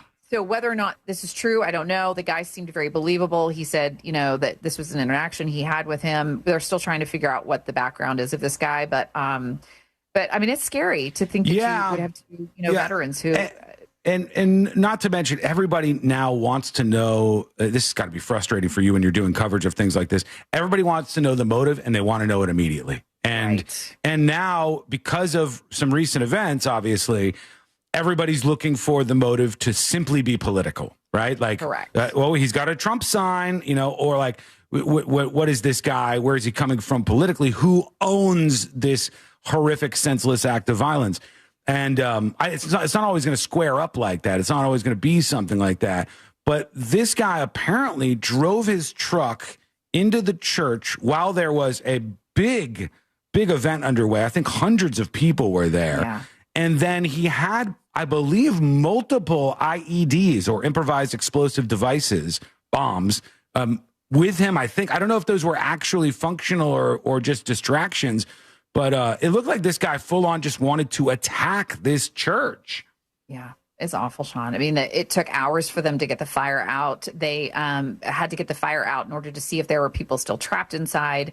I think the death toll is up to 4 now, but they've got multiple people in critical condition. They were talking about, older people in the church were shielding children and, trying to it's just, you can't even imagine. And some of the headlines were, calling it like an inferno. And I mean, it was horrible. Place burned to the ground almost. There's not much left of it after this guy lit it on fire, tossed gasoline everywhere.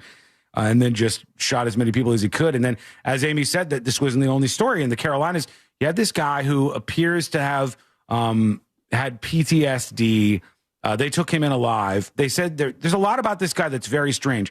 He was on a boat, and he sat for a long time in the water on his boat, and then he opened fire on this restaurant, apparently, as best I can tell. And the guy purposely targeted this restaurant that he was going after, but he is a very strange individual. He not only has, I guess, a bullet lodged in his brain.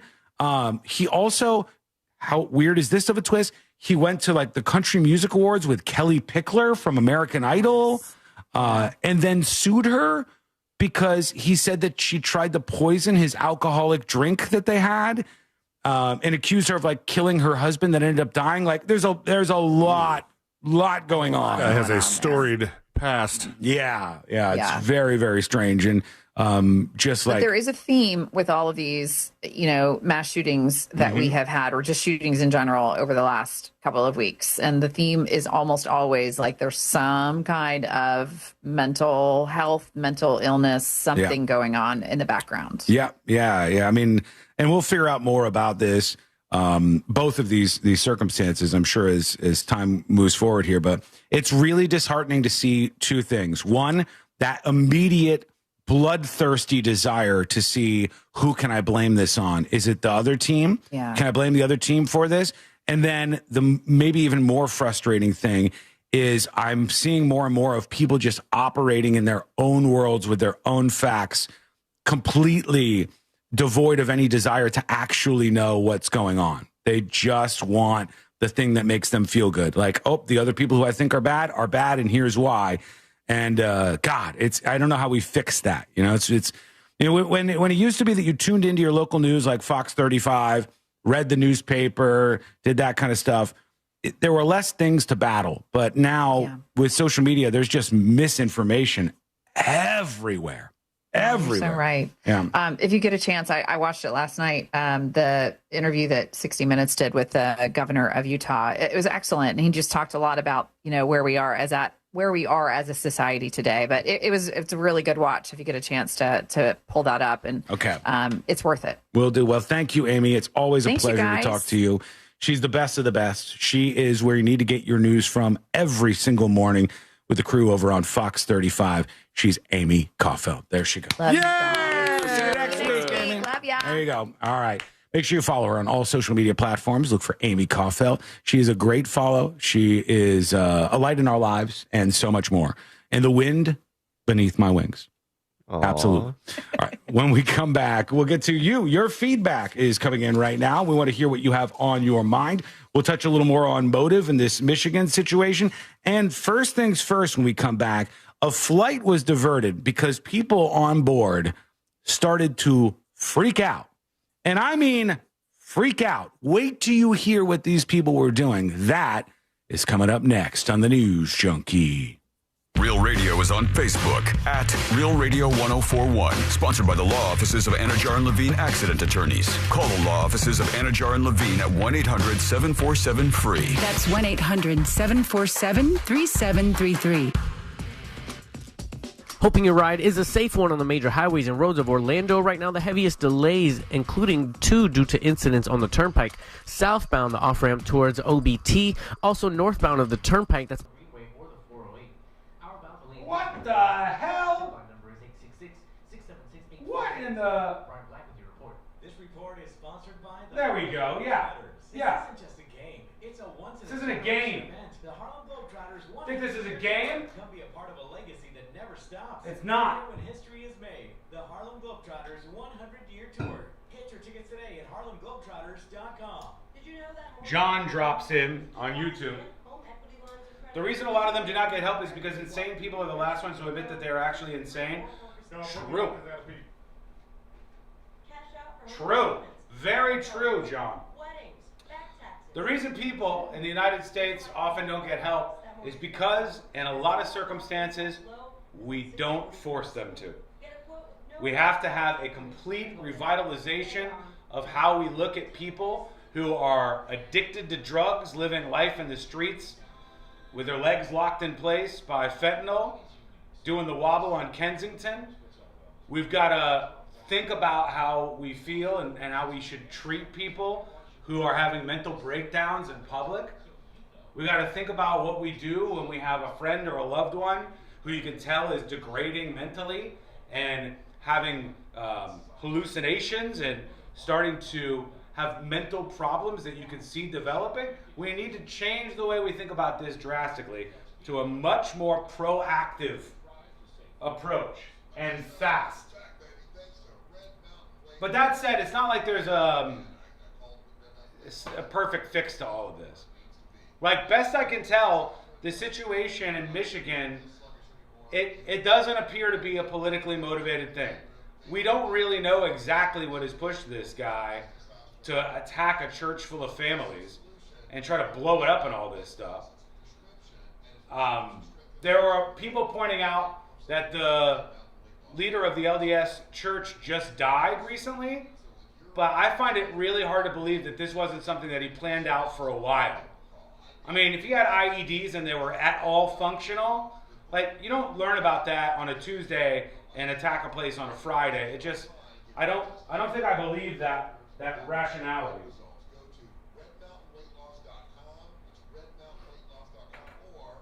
Thank you, Biha. God bless.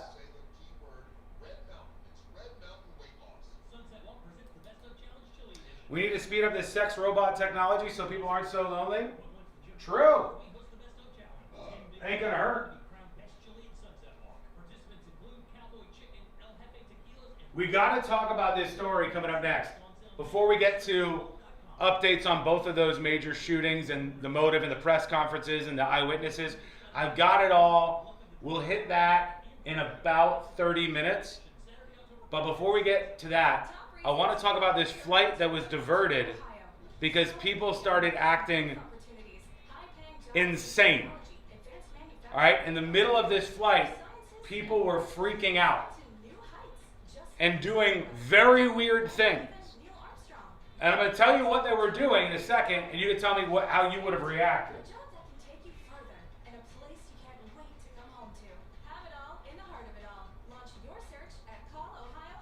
Guys, also, animal experts out there, please send help. Junkie Cat is, like, she's doing much better. She's in a great mood as of late. We're giving her a little more wet food. It's hydrated her more, so her health has been better. And now, every night at like 2 o'clock, she scratches at the door until I open it, and she jumps up on the bed next to Courtney, and she stays there for a while and like meows and stuff, and then jumps back down, up, all night long. The cat never used to bother us. She used to stay upstairs. She's got a loft and 2 bedrooms and a bathroom and a gym, all to herself, okay? She will not leave us alone. It's driving me bananas. 45 seconds.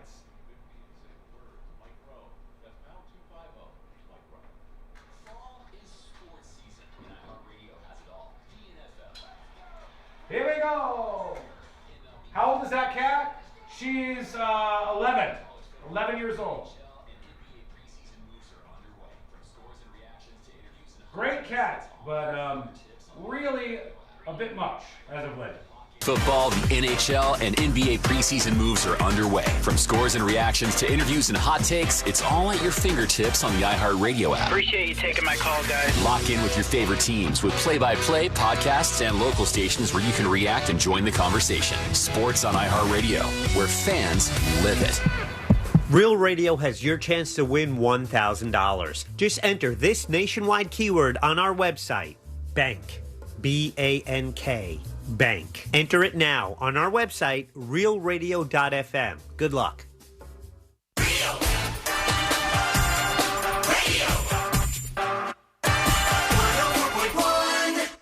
The kind of crew who types the word functioning in bold, italic, and underline.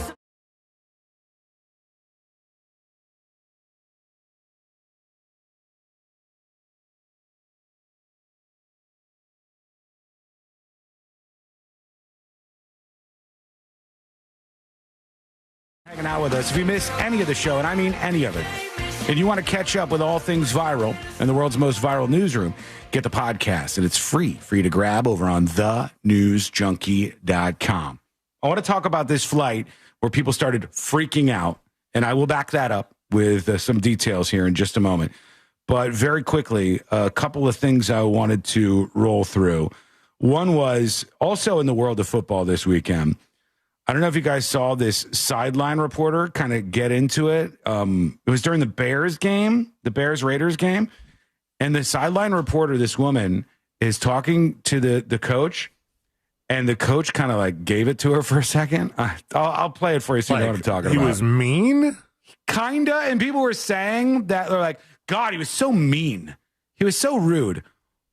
But in all fairness, I think her statement to him was kind of dumb. Let's see what you think. You guys know more about sports than I do. Yeah, Here's what went down during the Bears game. Is it the Bears or the Bengals that I'm looking at there? The Bengals, maybe? That's the Raiders. This one, the other one. The Raiders are playing, I know for sure. The Bears. Is it the Bears? Okay. So here's what happened during this game on the side. The tail end of that where he's just staring at her. She's like, so you need to change everything? And he's like, you think so? And just a stare down for this woman on CBS. She's holding up the mic, looking at him like, I think her comment was basically just regurgitating what he said, right? But it's kind of like one of those situations where I'm allowed to say it, but you're not. Yeah. I I feel like that's right. Yeah. Yeah. And he kind of treated her like she was dumb, but it seemed kind of like a dumb thing. The stare that he gave, folks. The stare is like it was the stare, and then she pulled the mic back to kind of wrap up, and he kept on it, and I was like, oh yeah, that was awkward. He's just looking at her like, oh. Sean says women should not be allowed on the field. Come on, man. Come on. This was just a dumb question, or it wasn't even really a question, and like sometimes this stuff happens in real time. I don't think it's because she has a vagina. I wouldn't necessarily say that there was a root cause. My vagina. I wouldn't say that was the root cause of this particular issue. And honestly, I got to toss it out to you sports fans because maybe he was out of line. Maybe he wasn't. Let us know what you think. Send us a dispatch. Record yours at thenewsjunkie.com right now. I don't think what she said was that bad, but it's almost like, hey, I can be self-deprecating about our performance, but when you do it, it somehow makes it worse. And then he got pissed. Like our version of that would be if I started the show and I'm like, God, I suck. I keep screwing up. I'm so bad at this radio stuff. And I said, yeah, maybe you should do something totally different. Oh, you think so?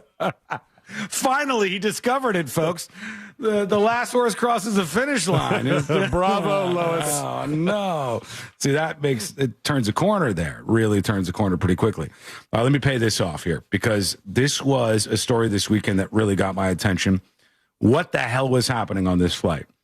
Ryanair. And as I know, Ryanair, I think, is one of those discount airlines where things can go south. Yeesh. And Ryanair was flying from Milan, Italy to the London airport. And they had to make an emergency landing. All right? They had to make an emergency landing because strange passengers were freaking out. Nobody on board knew what was going on. These people just started acting weird, one of the eyewitnesses said. They said that they were returning home after spending some time with their friends abroad. Essentially, the flight took off, and 15 to 20 minutes into the flight, once the seatbelt sign was off, something very strange happened at the front of the plane. Here we go. They said one of the men on board this flight began tearing out all the pages of his passport and eating them.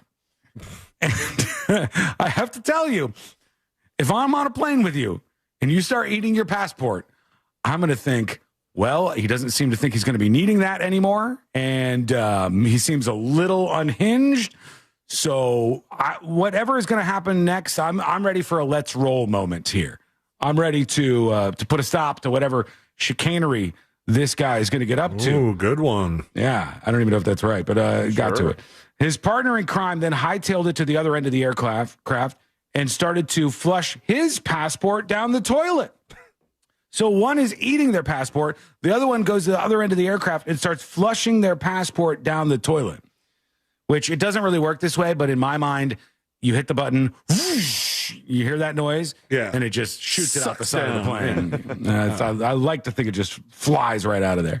A flight attendant slammed on the door and pleaded with him to open it, but he refused to move, which led to more tension on the plane.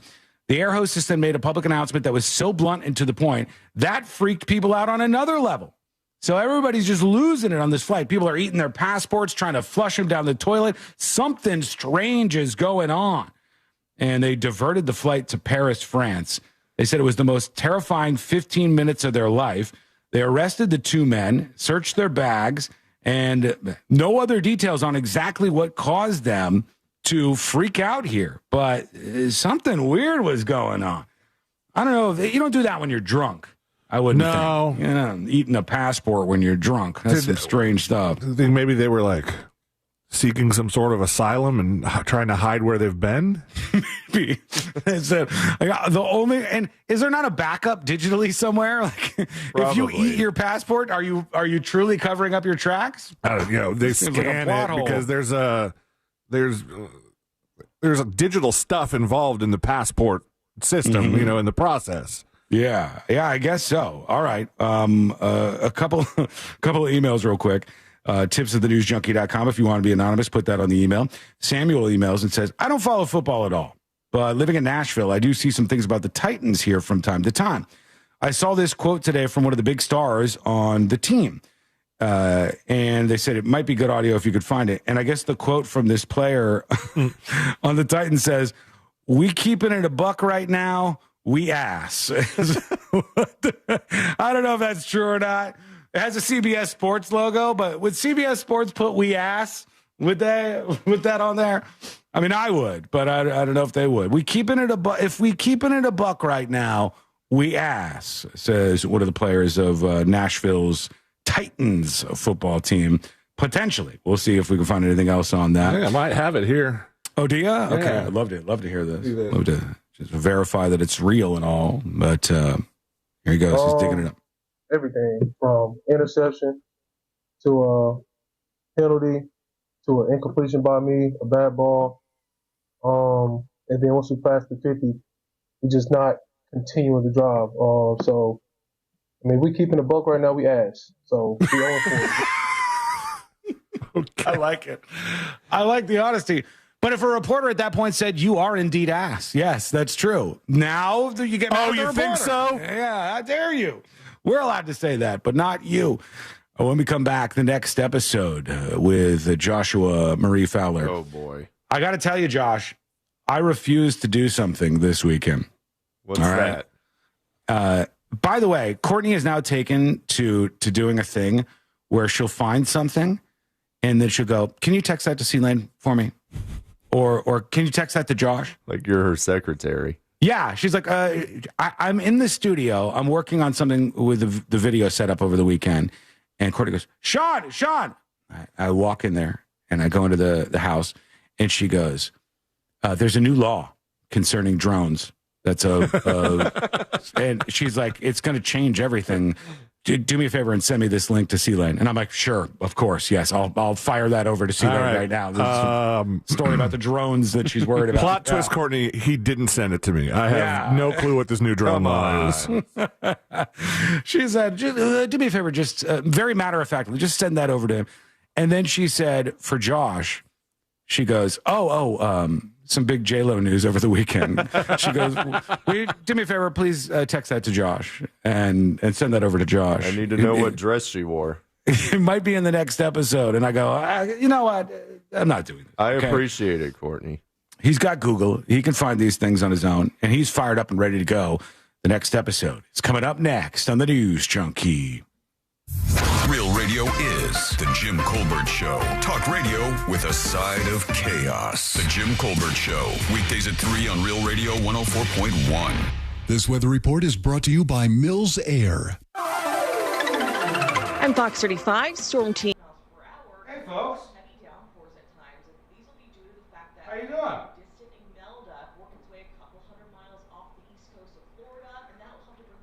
Quick note.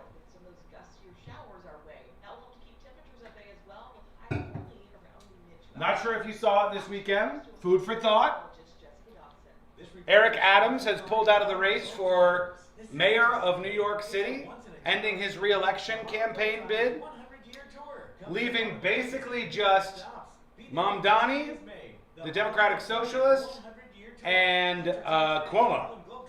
And last I checked on Polymarket, Zohan was at 85% versus Cuomo is at like 13 on the prediction market.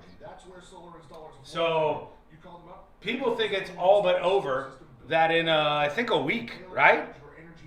The next mayor of New York will be the guy that I think was a non-entity as of like maybe 6 months ago. But it's happening. And start looking forward to energy freedom with a solar setup from Solar Installers of Florida. Call it today. Get a free quote. Tell them C-Lane from the News Junkie sent you, and they'll take $500 off that quote. Call them at 407-777-5050.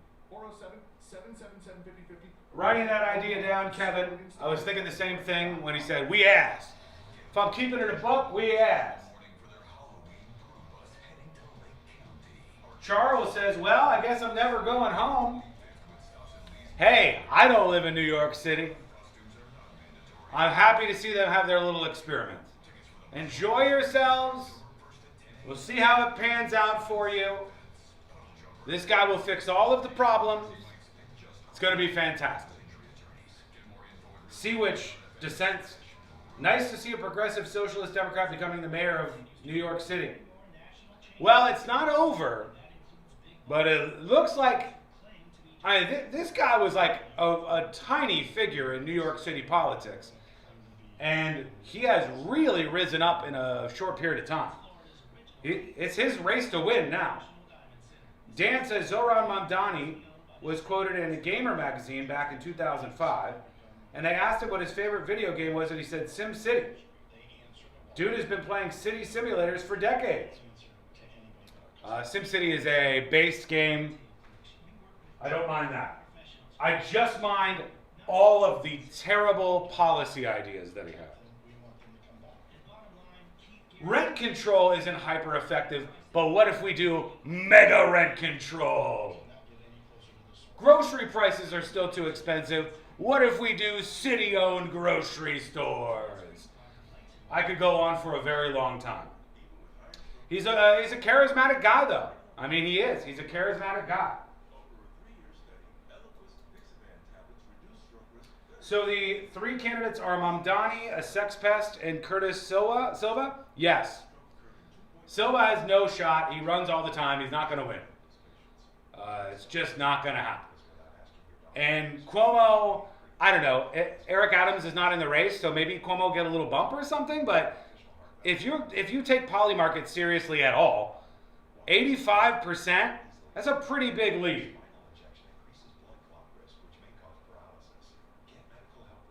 One minute, and we're coming back for the next episode.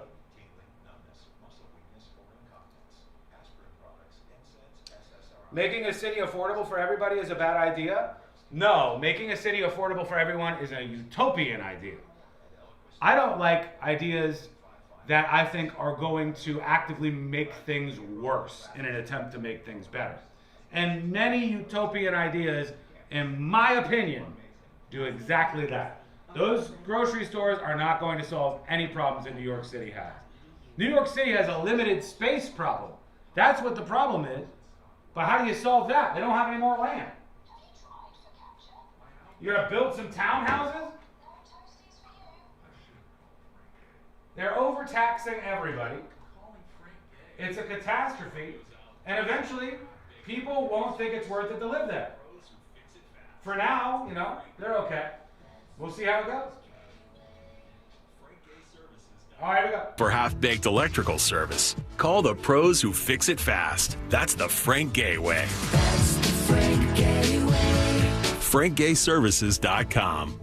Connected to the things you love. The free iHeartRadio app does that with live radio, 24/7 news, live sports, and your favorite podcasts. There's no catch and no charge. Radio, your way. Join the millions who already have it. The free iHeartRadio app. The #1 app for radio.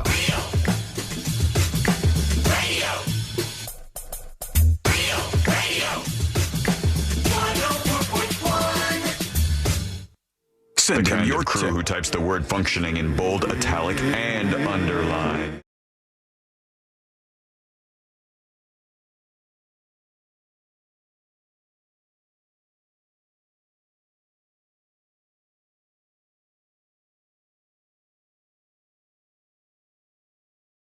Fingers. Guess you need to do something completely different. What'd you just say? You son of a... we got...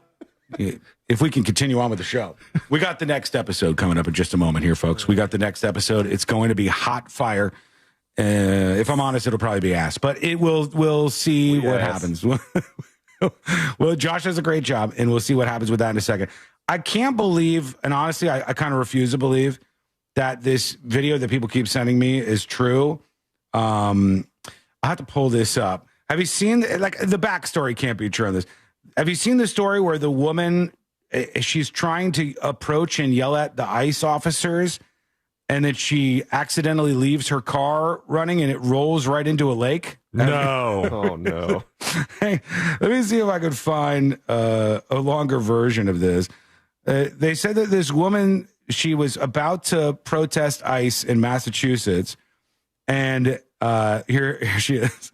And when she got out to like yell at the ICE officers, I guess she left her car in drive, and then it just drove right into the pond, and her car was just in the water. I don't know. I don't know if I buy this, but that's what the story is behind the video that's going pretty mega viral today. And I heard one with some audio. Is this it? Here. Well, that sucks. All right, they're arresting somebody. Lucy. Her car got lost. Her car got lost, he says. So I don't know if the origin of it really is that this woman was protesting and then her car went into the water, but that's what a lot of the reporting says today was going on there. I'll keep an eye on it and see if there's something else to it. And we got a lot more on the way. We'll talk about the situation in Michigan and what we know about the motive of the latest press conferences and whatnot. But right now, in another direction, let's do the next episode. Because there's a lot on TV. You can't possibly keep up with all of it. Even though you should, because what else are you going to talk about? I want a chocolate girlfriend. Nothing. Weather's nice. It's time for the next episode with me. That's a classic. Wow. Yeah. You said a lot of explosions. A lot of explosions. Yes. And you know who is explosive? Is that mortgage guy, Don. That's with right. His deals. If you want to get out of your renting situation and find yourself investing in property, owning your own home, that mortgage guy, Don, will help you out. He has the compare quote calculator on his website. So if you got a quote from somewhere else, you would do yourself a service to see maybe that's not the lowest I can get. Maybe Don, who gets some of these quotes at wholesale, will be able to give me a better price. And it's been, I think, better, right? Lately, Sean, hasn't the interest rates been going down? I think so. This is the thing. Don is so good at this stuff. You'll miss out on a lot of savings if you don't have somebody who's bringing you along like he is. And I believe that things have gotten a bit more favorable. Yeah. He's the guy, though, man. He's amazing at this. Check him out at thatmortgageguyDon.com. Don't miss the boat. Compare your quote with thatmortgageguyDon.com. The big news this weekend was this girl got married. And I want you Selena Gomez. That is correct. Yeah.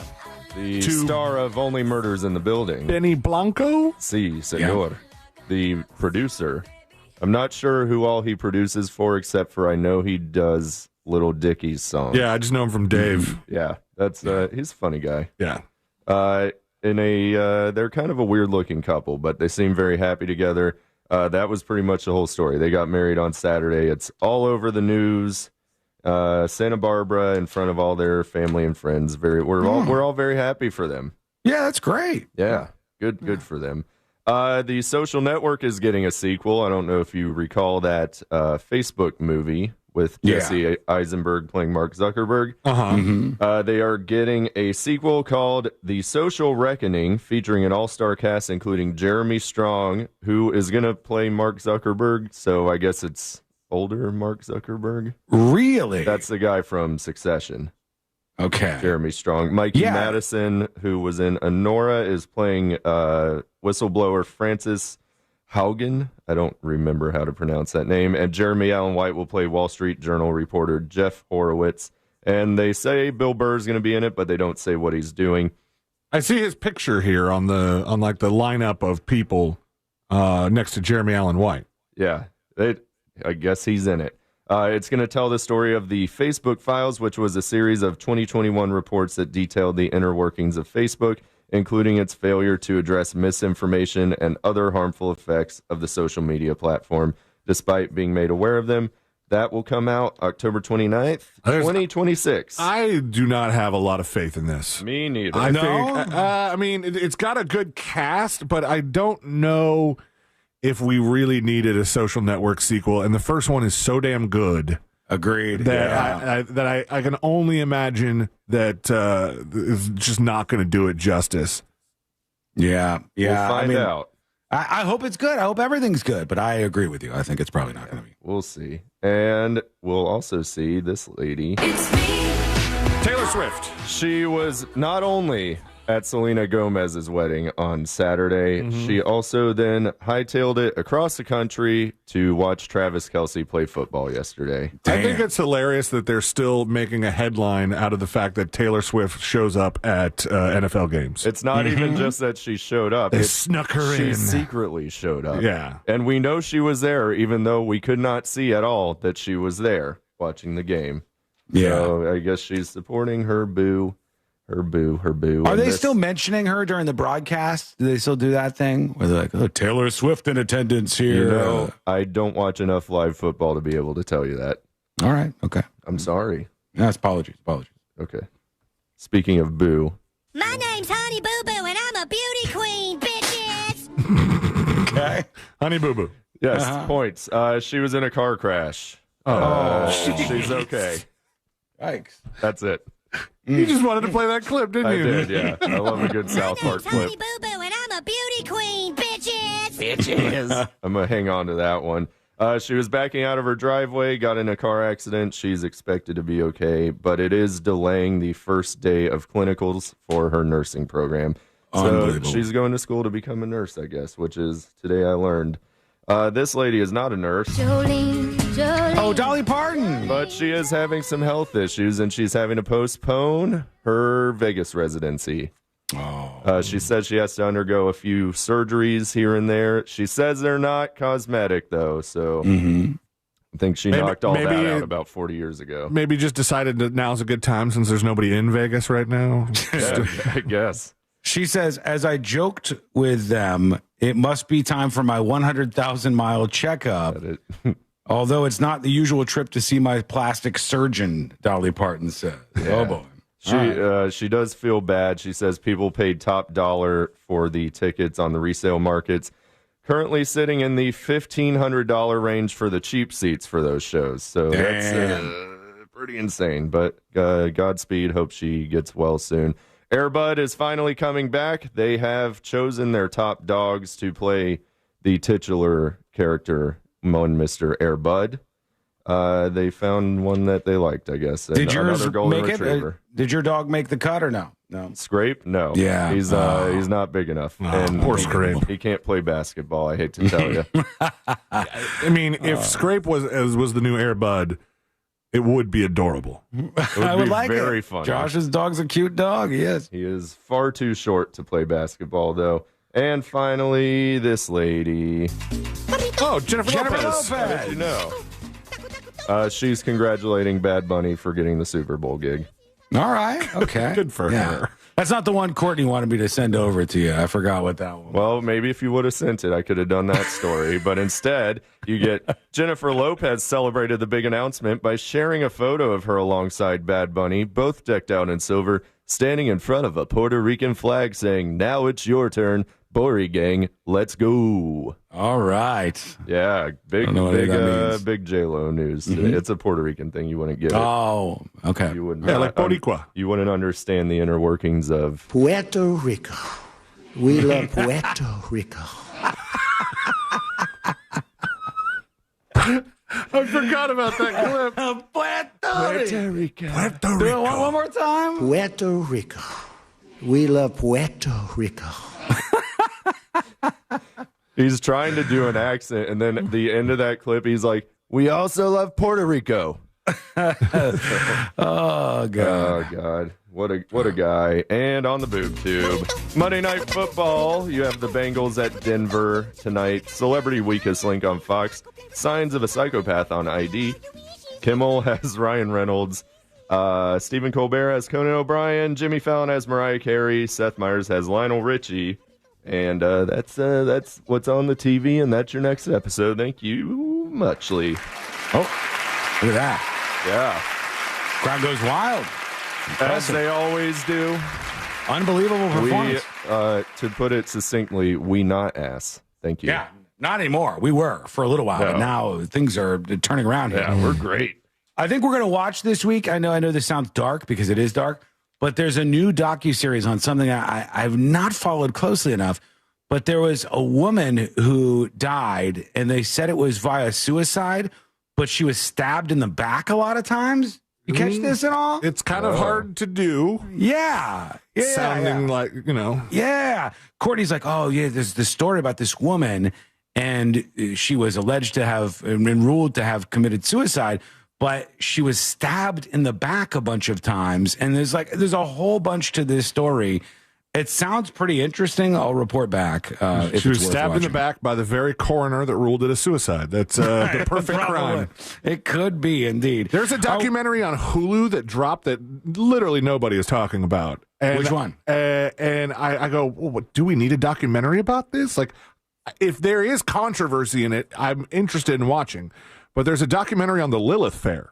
Oh, yeah, I did see that out there. Yeah. And I go, is Lilith Fair scandalous? All the Woodstock ones were, Woodstock 99 docs were really good. Yeah. Is Lilith Fair? I wouldn't think so. No, the one I'm talking about is Death in Apartment 603. What happened to Ellen Greenberg? And it looks interesting. But okay, quick break. When we come back, they just had a new press conference about this church attack in Michigan. So I want to go to it. Let's see what they said. Let's see if there's any more information about motive, et cetera, et cetera. We'll give you a rundown on what's happening. That's what a rundown is. And it's coming up next on the News Junkie. Hurricane season is here. Stay safe and informed with Real Radio 104.1. Listen on air or on the iHeartRadio app. Eustace Roofing is the official sponsor of iHeart Stormwatch coverage. Eustace Roofing, the real roofers, real craftsmen, real professionals, real experts. From the Odoo.com Traffic Center, Odoo.com, the only business software you will need. Hoping your ride is a safe one on the major highways and roads of Orlando. Right now, the heaviest delays are on the turnpike, both north and southbound near Mineola, due to two incidents that have lanes blocked. Also, southbound of the turnpike at OBT, we are still experiencing some delay due to that earlier incident. We are clear, however, on the Greenway north and southbound. East and west of the 408 is also clear, as well as I-4, other than your usual delay approaching 535. Our Valvoline Instant Oil Change traffic tip line number is 866-676-8477. I'm Brian Black. This report is sponsored by the Harlem Globetrotters. This isn't just a game. It's a once-in-a-generation event. The Harlem Globetrotters 100-year tour. Come be a part of a legacy that never stops. Be there when history is made. The Harlem Globetrotters 100-year tour. Get your tickets today at harlemglobetrotters.com. Guys, make this be the week that you do something good for yourself. Don't keep going to coupon cuts and being just okay with your haircut. Go to Hammer & Nails Grooming for Guys, where they believe today's extraordinary man deserves more than just a haircut. And it delivers. It's a space built for men. It doesn't smell like pedicure fumes. It's just expert care, craft cocktails, big screen TV. Hey, how are you? Welcome behind the scenes. Michigan Church Fire press conference updates in just a moment. Some interesting new information coming in. So we'll talk about that. Also watching fairly closely what's going to happen in Portland this week, because Trump is saying they're going to send in some backup for the Portland ice facility, which there's a lot of protesting going on and violence breaking out and issues that they've had with this place. I remain solely on one side with this Portland story. It's the normal people side, in my estimation, and that is there is a poor woman who lives in an apartment directly across from where the ice facility is in Portland. And this woman can't get out of her lease, cannot leave and move to another place. And this woman is bombarded with megaphones and screeching and music blaring at them designed to torture the ICE officers. And this poor woman is trapped in the middle. And I, for one, Salute that woman. Leave her alone, for Christ's sake. Jesus.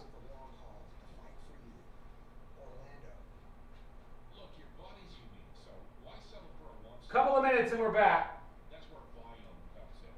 Viome uses advanced science to analyze your gut volume with a simple at-home test, so you know exactly what foods and supplements are right for you, all based on real data. Try not to touch my face as much. You know what? That's science you can trust. Go to Viome.com now. What a nightmare. Thrive to save $50 on your full body intelligence test. That's Viome.com. Promo code Thrive to save $50. I heard Jimmy Kimmel's house caught on fire last week, but I guess it was electrical, no damage. I didn't hear that. I think the Jimmy Kimmel buzz has passed. I think that has passed, and we're moving past that. And then this weekend, you get these two stories about these veterans, one in the Carolinas and one, of course, in Michigan. That's a very interesting one to watch, and that's what we're going to hit next. And then elsewhere in Michigan, they have a huge debate that's sort of brewing about the city of Dearborn. The city of Dearborn has been flooded with people from Africa, people from Middle Eastern countries. There have been a lot of people. I think Dearborn is kind of upside down demographics-wise. I think that they may be, these like Middle Eastern folks, maybe the number one demographic in the city. I could be wrong about that, but it's fairly close. Anyhow, they've taken power in a lot of cases throughout the city, and they've changed the laws so that their houses of worship can blast the call to prayer. Multiple times a day, all day long, they can blast this call to prayer in these neighborhoods. And you see a city in the middle of, Minnesota or whatever, and they're just blasting this call to prayer out into all the neighborhoods around it. It's unbelievable, and it shouldn't happen in America. It's obnoxious, not necessary, and we shouldn't allow this to happen.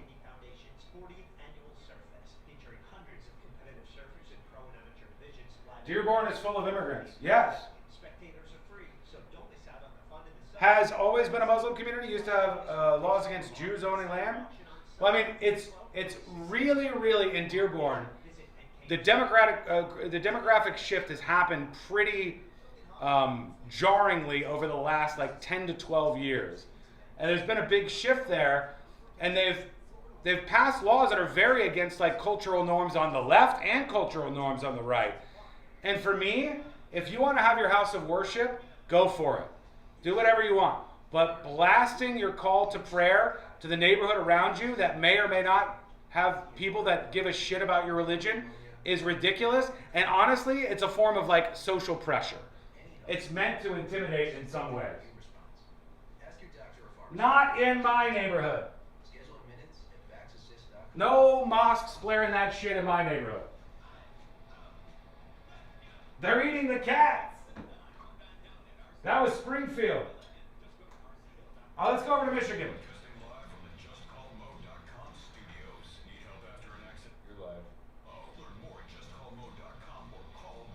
RCHill.com.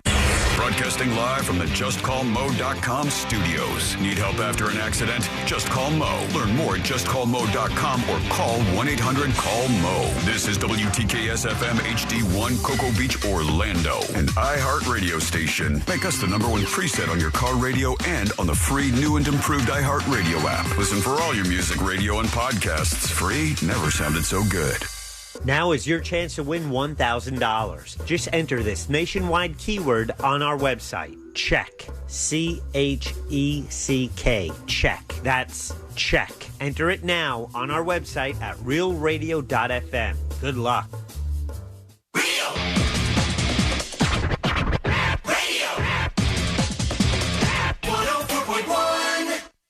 Meet the three friends Bill Cosby called frat bros. This is the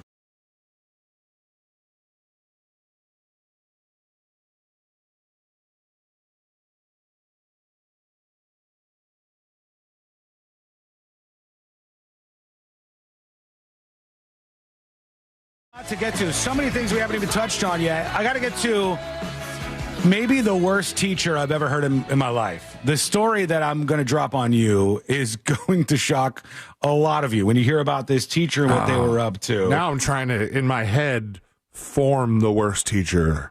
Be creative. Because it can't be just banging students anymore. No, this is another level. Yeah, this is another level. We'll get into this momentarily here. A few things before that. One, for our friends on the Treasure Coast, be careful out there. As you heard maybe from our friend Amy Caulfield earlier, the waters off the east coast of the United States, rough from this tropical storm Imelda, and you got to be careful around these parts.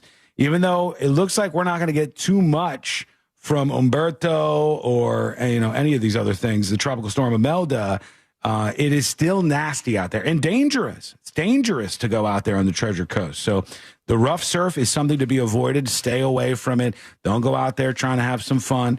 You're not the surfer that Joshua Fowler is, all right? He never will be either. Yeah, he can go out there and do it. He can surf the Humunga Cowabunga from down under. But you probably cannot do that. That's not a male stripper. That's probably that's the Australian Thunder from down under. Yes, that's true. Right. All right. They had a press conference not that long ago, matter of minutes ago, about this Michigan church attack. Crazy to see this weekend, like multiple dueling attacks going on in the Carolinas and then at this church in Michigan, where this former Marine smashed his pickup truck into the side of the Church of Jesus Christ of Latter-day Saints in Michigan. Grand Blanc Township is where this happened. Hundreds of people were inside, at least 4 dead, 8 wounded. And I wonder if they had any new info at this presser. Let's see what happened here. Let me pump this up. Michigan State Police Public Information Officer. Thank you for joining us for this afternoon's news conference. Hang on. Louder. Joining us today is Governor Gretchen Whitmer, Colonel James F. Grady II, Director of the Michigan State Police, James Deere, ATF Special Agent in charge for Michigan. All right, this lady's just kind of introducing everybody. I think they just surged the volume, which I'll have to turn it back down. Let's go to the governor who is talking about what happened at this Michigan church. The governor to bring the full support of the entire state of Michigan to this community. I want to thank all of our local law enforcement, state police, federal agents for their swift response. I want to thank local fire. And swift response. Speaking of that, they said that the police were on the scene of this Michigan church attack within 20 to 30 seconds. Damn. Which is unbelievable. Unbelievable. And then, do they have one of those systems that listens for gunshots or something? Spot shot? I don't know. That's the only way I could think. 20 to 30 seconds. That's incredible. I don't even know if it would. If that's enough time for me to realize what's going on. Oh, true. Yeah. And Dwayne says Grand Blanc is a wealthy area as well. So maybe they have a decent sized police force and response force for the town. Maybe there was already some authorities nearby for something, but within 20 to 30 seconds, they were on the scene. EMS and medical providers for saving lives and caring for those who are still fighting for their lives in the hospital. And thank the incredible Department of Natural Resources Conservation Officer and the local Grand Blanc officer for their brave actions to take down the shooter. True. Quick response. I think we can see the best of public service in all of these individuals. Yeah, undoubtedly. I mean, it was pretty amazing that these folks came in. They squared off with this shooter, and within 5 minutes or so, 5 or 6 minutes, I think, they had him pinned down in the parking lot where they shot and killed this guy who did this. As to why he did it, why he took his truck with these big American flags and just plowed it into the side of this church, there's still floating around a couple of ideas. But, I mean, I don't know. It's crazy to me that anybody would do this to begin with. So that's one thing you can always toss in there. But for me, when I watch something like this, I go, that seems like somebody either has a grave hate for the church itself, obviously, or a personal vendetta against somebody who was in the church in that moment. This is very unlike some things we've seen in previous weeks where it's clearly political motives. This seemed to be like this was a person who either hated the church or there's rumors floating around about him and his wife divorcing, et cetera, et cetera. but we do not know what the answer to that is yet. Maybe the feds will have more. Let's see. Hey, Governor, and good afternoon. This community has been greatly impacted by yesterday's events. We are offering our deepest condolences to those affected by this tragedy. This horrific event is something that this community has never experienced. It is important at this time that we come together to support one another. Good luck. In this time of grief. We stand ready and willing to assist both our local and federal partners with any additional needs as this investigation continues. Nothing yet really of note. Like, they're all just going up there and saying the same stuff. Maybe the local cops will have the actual updated info. Let's go to them. Offer my deepest sympathy and condolences to this community and to the families affected by this tragedy, this horrific act of violence. There is no place in our society for this. There's absolutely no place. They've had a lot of press conferences like this, honestly, for this attack, where they all just go up and say the traditional things like there's no place in society for these kinds of violence. attacks. Yeah, it's not like I agree with you. I agree. People should come together. I agree with you. I mean, it's weird, though, that you say that, and I was just listening to it thinking, well, did they copy and paste this from the last one? Or? Right, yeah. I mean, good God. They could have copied and pasted from the one in the Carolinas in the same damn weekend if they wanted to. Here's the sheriff. Let's see what he said. Reality hit yesterday morning on a bright sunny day when people went to worship. But what I also saw is every level of government law enforcement work together for the good of the people. What I witnessed was people putting their lives at risk that had 2 months on the job as an EMT, or brand new firefighters, veteran firefighters, and law enforcement, just to bring a sense of stability to a scene that was chaotic and dynamic. All right, it looks like more of the same. Here's what's going on here. It looks like they have everybody accounted for. All right. It looks like they have everybody accounted for, which is good. And they don't foresee finding any more bodies. Also, very, very good. You hope that that's the case. Unfortunately, they have 4 people who have died in this attack on this church in Michigan, and many, many more who are injured. I think it's like 8 or so who were wounded in this attack. And that's about where everything is at yet. They didn't find any kind of the documents or, anything left behind, like a manifesto from this person. But one thing that was interesting as a side story, and I wanted to see what everybody thought about this, was I guess rumor gets around in town, hey, somebody attacked the Mormon church. People injured everywhere. They're flooding the hospitals with these people. Well, the local nurses at the hospital were on strike. And the nurses said, hey, there's been a tragedy. We want to put a pause on our strike and we want to come back to work so we can help. And the hospital was like, nah, we're good. We don't need you coming in to help during this because it like makes you look good or something. And the hospital, according to these nurses that I saw talking about this online, the hospital like refused the nurses pausing their strike. Doesn't that sound like it goes against the Hippocratic Oath? Yeah, kind of. For the hospital to refuse nurses to come help out in the event of a tragedy? Yeah. I mean, here's the story. Here's one of them. This is from the Detroit News, because obviously this happened in Michigan. And it says, striking nurses at Henry Ford turned away after the shooting, according to the union rep. Now, who knows? Maybe this is just them going at it with each other. But it says Don Glass, president of Teamsters 332, said at least 6 striking nurses were turned away by hospital administrators after they asked if they were needed to help with the shooting victims. So they wanted to stop the strike and get back into the hospital and help out with these people who had been killed or wounded. Do you think this is one of the few examples of a time where you're on strike and it's like okay to cross the picket line? Yeah, I would think so. Like in any other situation, if this was a bunch of like, car part manufacturers on strike and they're like, no, we want to go in and help build the car parts. And they'd be like, they call them all scabs, right? And right. But I think this is like the one time where you go, okay, I can understand this. This is something that's needed. You can cross the picket line here. Yeah, and maybe they think like it would look bad if we didn't, too. I don't know what motivations go into this. This says nearly 750 registered nurses at the Henry Ford Genesis Hospital in Grand Blanc were on strike Sunday when violence erupted a couple of miles away at the Church of Jesus Christ of Latter-day Saints. They reportedly were told they couldn't help. For weeks, members of the Teamsters Local 332 have been on the picket lines striking after contract negotiations broke down. They are seeking a new labor contract with better nurse-to-patient ratios and working conditions. This is a consistent problem across the country with nurses, for sure. When gunfire and flames engulfed the church, several nurses took to social media to report they were turned away when they offered to cross the picket lines and help at the hospital. In a statement, Henry Ford Health said 10 victims were treated at the Genesis Hospital. Of them, 5 suffered gunshot wounds and 5 others had complications of smoke inhalation. As our Henry Ford Genesis Hospital team members continue to provide compassionate expert care on this day, we want to acknowledge the claims that striking Teamsters nurses want to return to work to help, as well as explain why we are unable to welcome them back. Okay, so let's see what they said.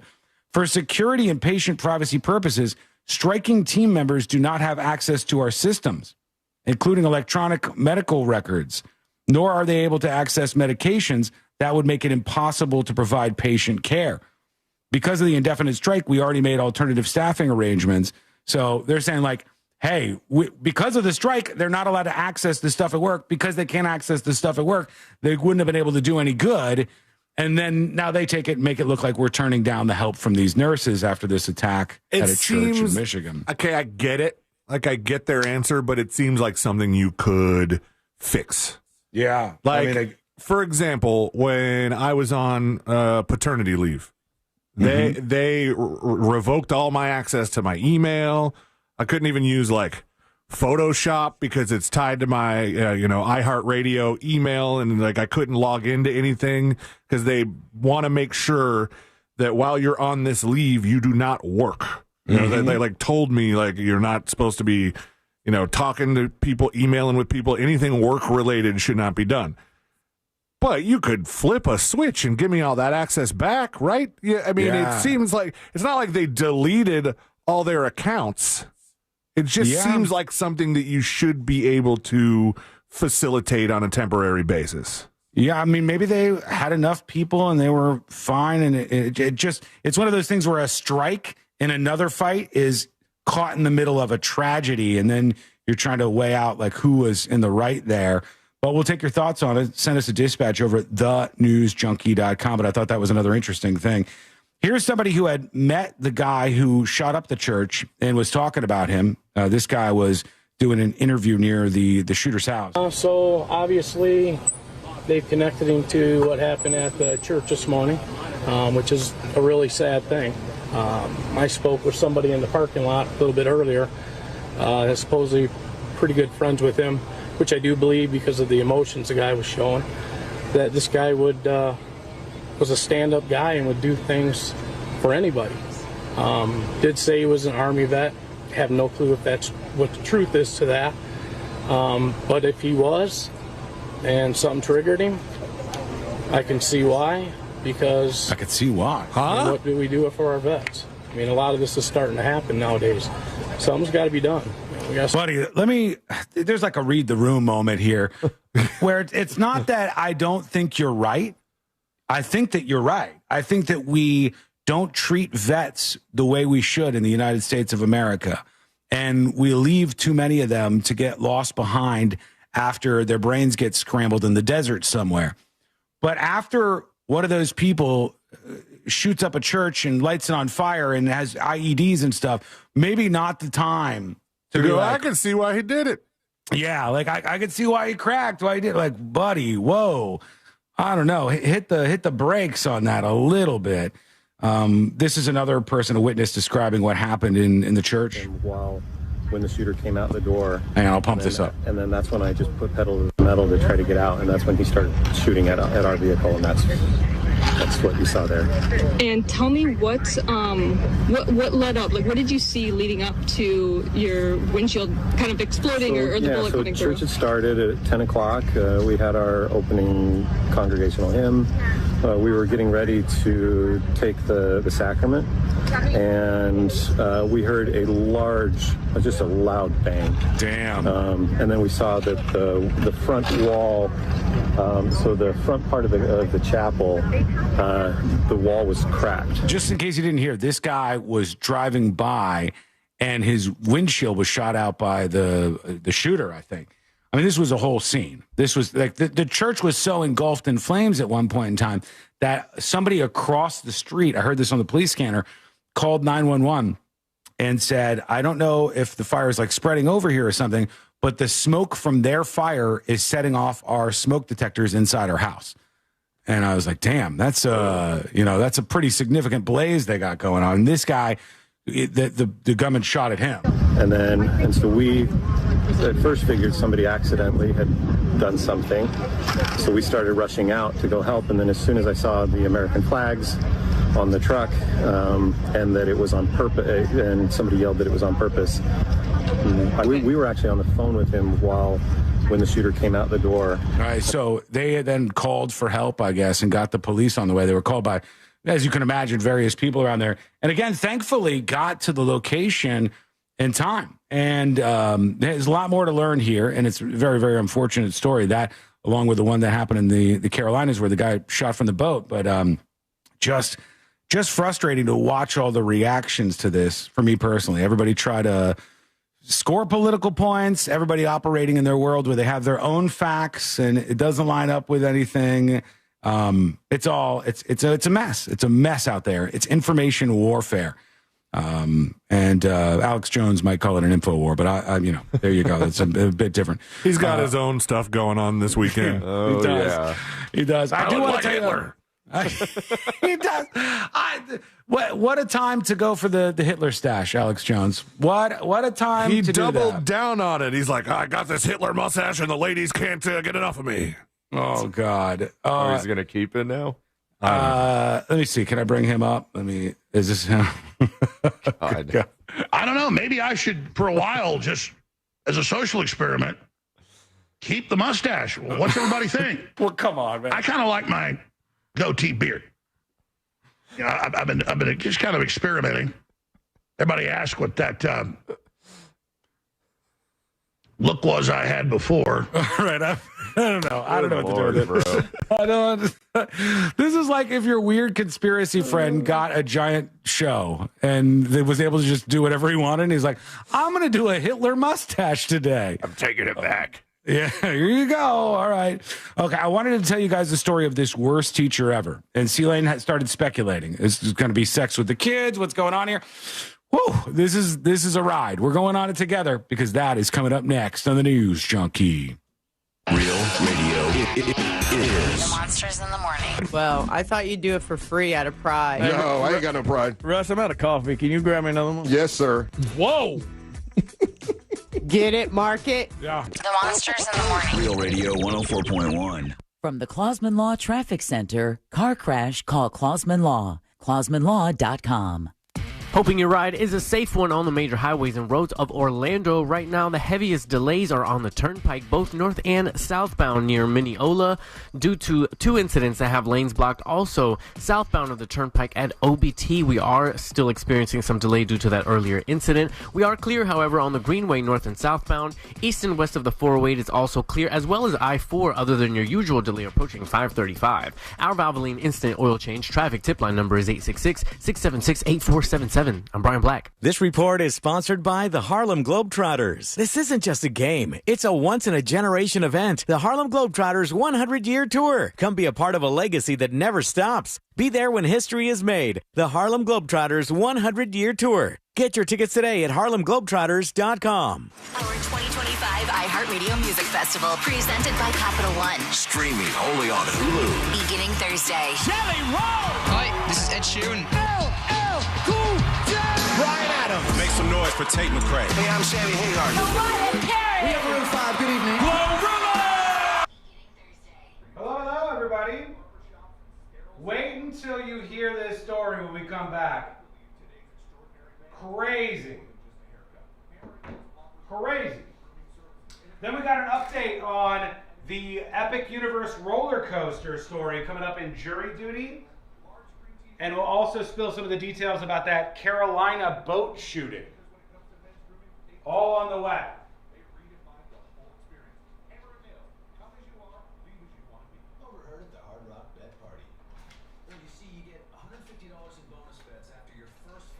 National Coffee Day. Enjoy your coffees. Dunkin' Donuts has a free medium hot or iced coffee. Pret a Manger has a free barista-made coffee if you use the app. Krispy Kreme, free iced or hot coffee and a free donut. No purchase necessary? What? Get your ass to Krispy Kreme. Free medium iced or hot coffee and a free donut. No purchase necessary. Today, baby. Today. Unbelievable. And Gregory's Coffee has get a free protein coffee. The hell is a protein coffee? What is that?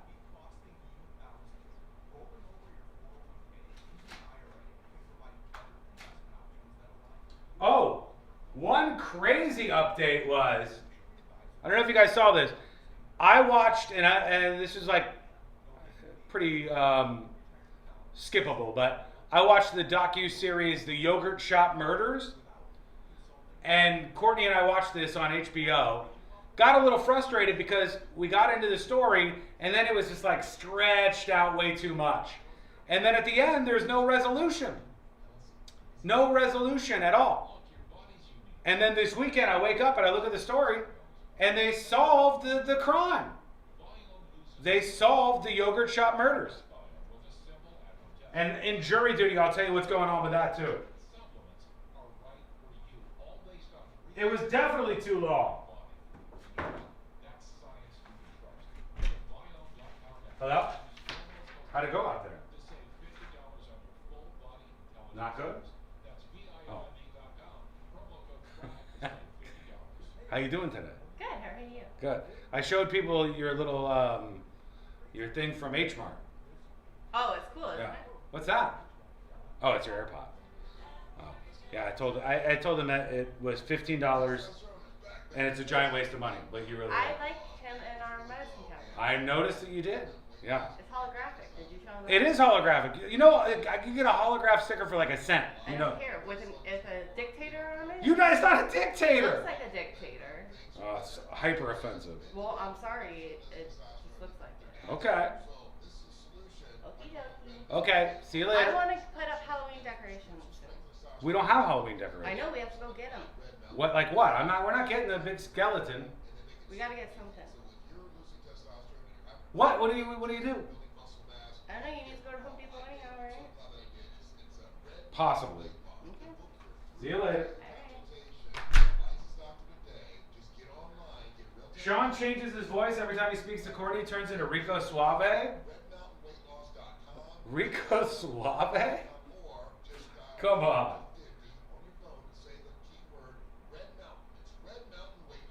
Let me see if she'll do this, Bootsy. Hey! Bootsy Moonshine says, if you give blood today, you get $50 to Home Goods.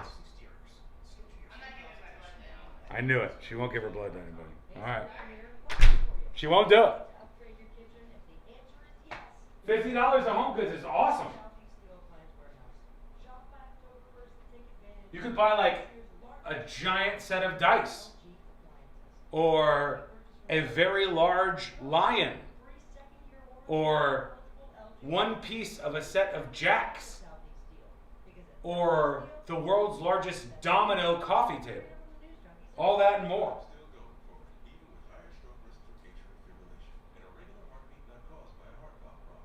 Miss Rachel is named as the new global ambassador for the Palestine Children's Relief Fund. Awesome. Awesome. Quit being cheap and let Courtney get whatever she wants. It's not about that. Can I be honest with you? I have something built in me that says, and this is wrong, but I'm just telling you how I feel. Something inside me says that decorating your house for Halloween or for Christmas is like trashy. I don't know where that comes from. I don't know why I feel that way, but I think about a bunch of like inflatable stuff on our lawn, but she really wants to get some stuff. I don't know what to tell her. I can't just cave. I'm just being honest with you. Don't come at me. Jesus, I thought we could share things. My God. Wild West of American medicine. I'm Chris Pine, and this is Cardiac Cowboys. If you like medical dramas, if you like heart-pounding thrillers, you will love Cardiac Cowboys. Listen wherever you listen to podcasts. Sponsored by Jasper. Do you have AC needs? Turn to the experts at Carrier. Go to millsair.com. Now is your chance to win $1,000. Just enter this nationwide keyword on our website. Check. CHECK. Check. That's check. Enter it now on our website at realradio.fm. Good luck.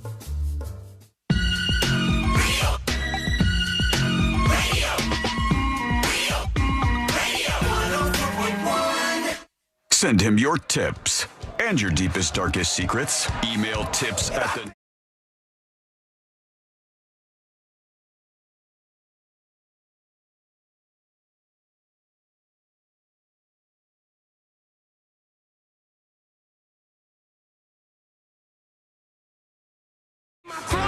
I made a huge mistake, as Joe Bluth once said. I really stepped in it here. I was just trying to be real. I was just trying to be real with everybody in chat during the break. Courtney popped into the studio and she says to me, "Hey, I really want to get some Halloween decorations." And I said, "Like what? What do you want to get? I don't want to get a bunch of Halloween decorations." And then I told him, and this is just I said I don't know where this comes from, and this is wrong. And nobody feel like shots are fired at you. This is not shots fired at you, Josh, or you, C-Line. Oh, boy. But I was like, in my head, I feel like Halloween decorations on your front lawn, like a bunch of inflatables and stuff, could be trashy. Which C-Line saw coming a mile away and put up on his screen in the background here. But I don't really think it's trashy. I don't. I just, when I picture what we would have, I'm like, are we going to get a whole bunch of like weird animatronics in the front yard and then like randomly have these things that the guy who does the lawn has to go around? And what am I doing here? But she wants some stuff for October for Halloween so bad. And I don't know where that comes from. I don't think it's trashy. Well, I mean, I do. You said trashy. I do, but I don't know why I think it's trashy to have like decorations up for the holidays. It's a me thing, not a you thing. It's not. This is a failure on my part. All right. It's not. Apparently, think so? I think so. I think so. Do you have stuff up on your lawn, Josh, for Halloween? Not yet. I'm probably this week. I'll get that sorted. Okay, because C-Lane has the big giant skeleton and the skeleton dog, and he's got the lights on the house. I know. I'm jealous. And just in my head, I'm like, I don't want a bunch of knickknacks and paddywhacks all over my front yard. I don't want to give a dog a bone. I don't. I barely wanted the anti-hobo sign out there. Even though I wanted to stop the hobo thing, I didn't want the sign out there because I'm like, I don't want a bunch of signs in my front yard. I don't want a politician sign out. I don't want to do any of this stuff. I just want it to be like completely normal out there. And it ain't happening. Like, she's going to get her way here. I can tell what's happening and see where the momentum is. You need to decide how hard you want to fight this, because if you keep on this Halloween decorating is trashy thing and sort of downplaying her desire to decorate for Halloween, when she wins this war, she will win harder than she would have if she just wanted to get a couple things to decorate, you know? Oh, I know, you're right. I know. I understand all of these things, and it makes it so much worse. Do you want inflatables? That's how you get inflatables. We've already, like she already said, our street is much more popular on Halloween now. And last year, I didn't like handing out the candy in the bags that we had, so I just want full bars for all the kids. And here's the like full bars that we can get. And we've got to have like 100 full Ashley already stocked up on full bars at Costco.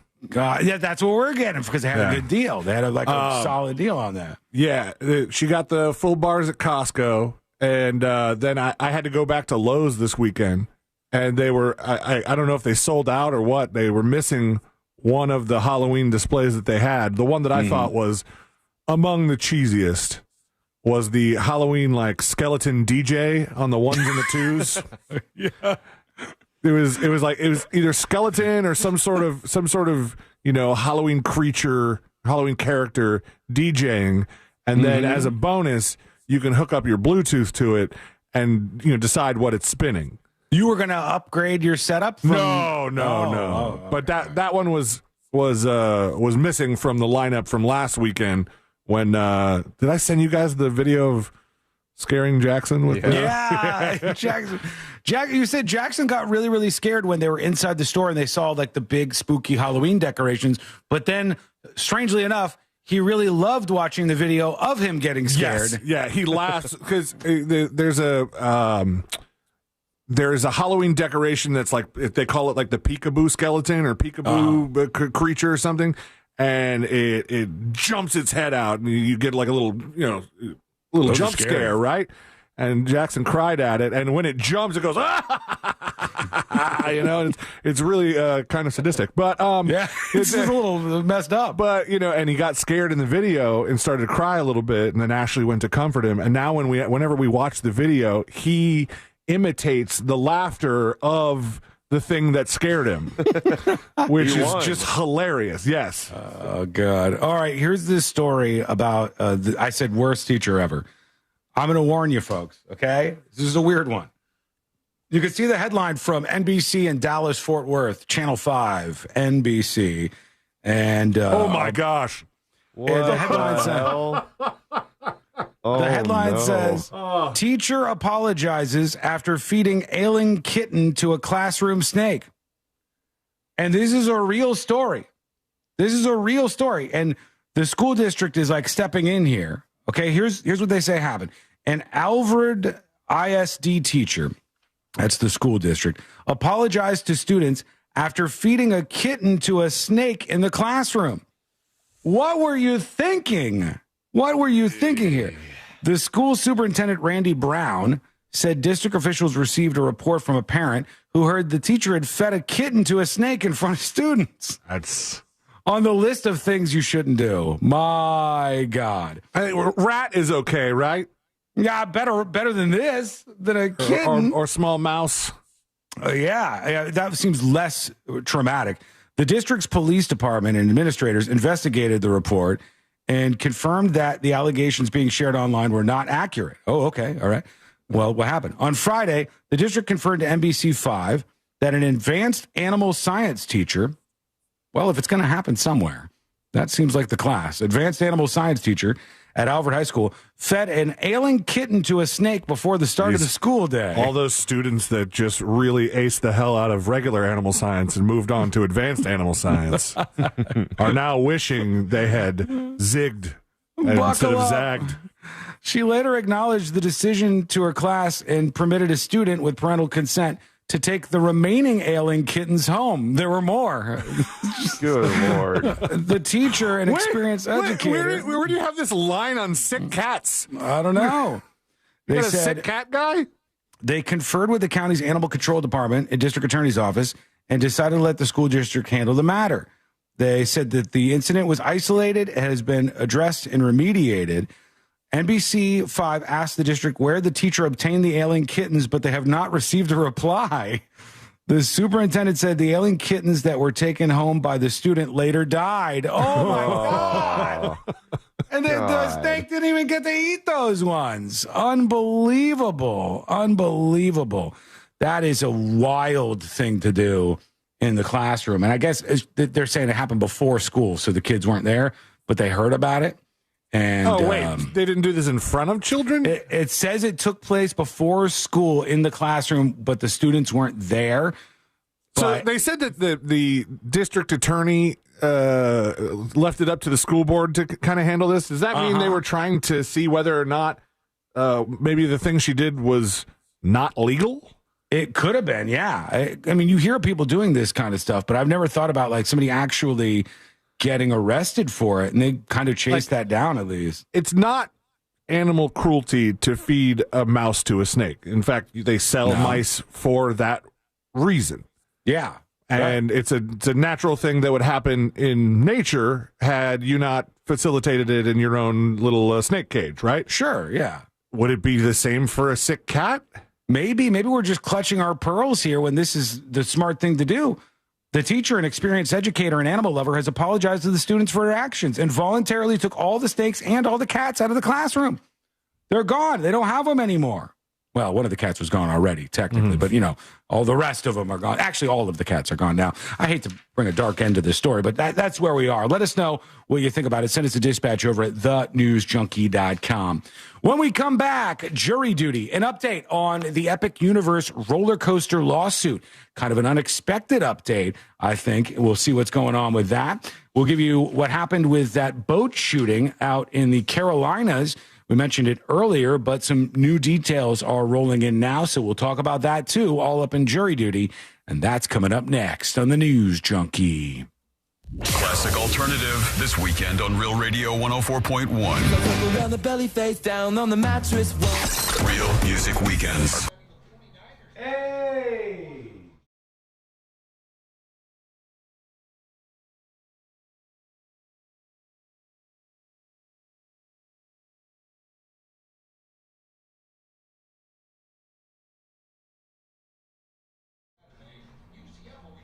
Uh-oh. When they host the Jets, college football floor. Fair Winds credit. Hey! Whether you need personal or business accounts to help. Can you hear me this time? They've got you covered. Visit fairwinds.org to join their community of financial freedom seekers today. Financial freedom happens. Can you hear me loud and clear? Check 1 2, breaker 1 2. Check. Hello? I bet you'll notice that more and more of your neighbors, are making the switch to a solar system. Is this a case with this teacher where we're all being hypersensitive because we love animals and it seems bad to give a little kitten to a snake, but it's literally maybe the most humane thing to do? Is it possible that that's true? Where are we at on feeding the sick kittens to the snake? Are we a yes or a no on feeding the kittens to the snake in the classroom?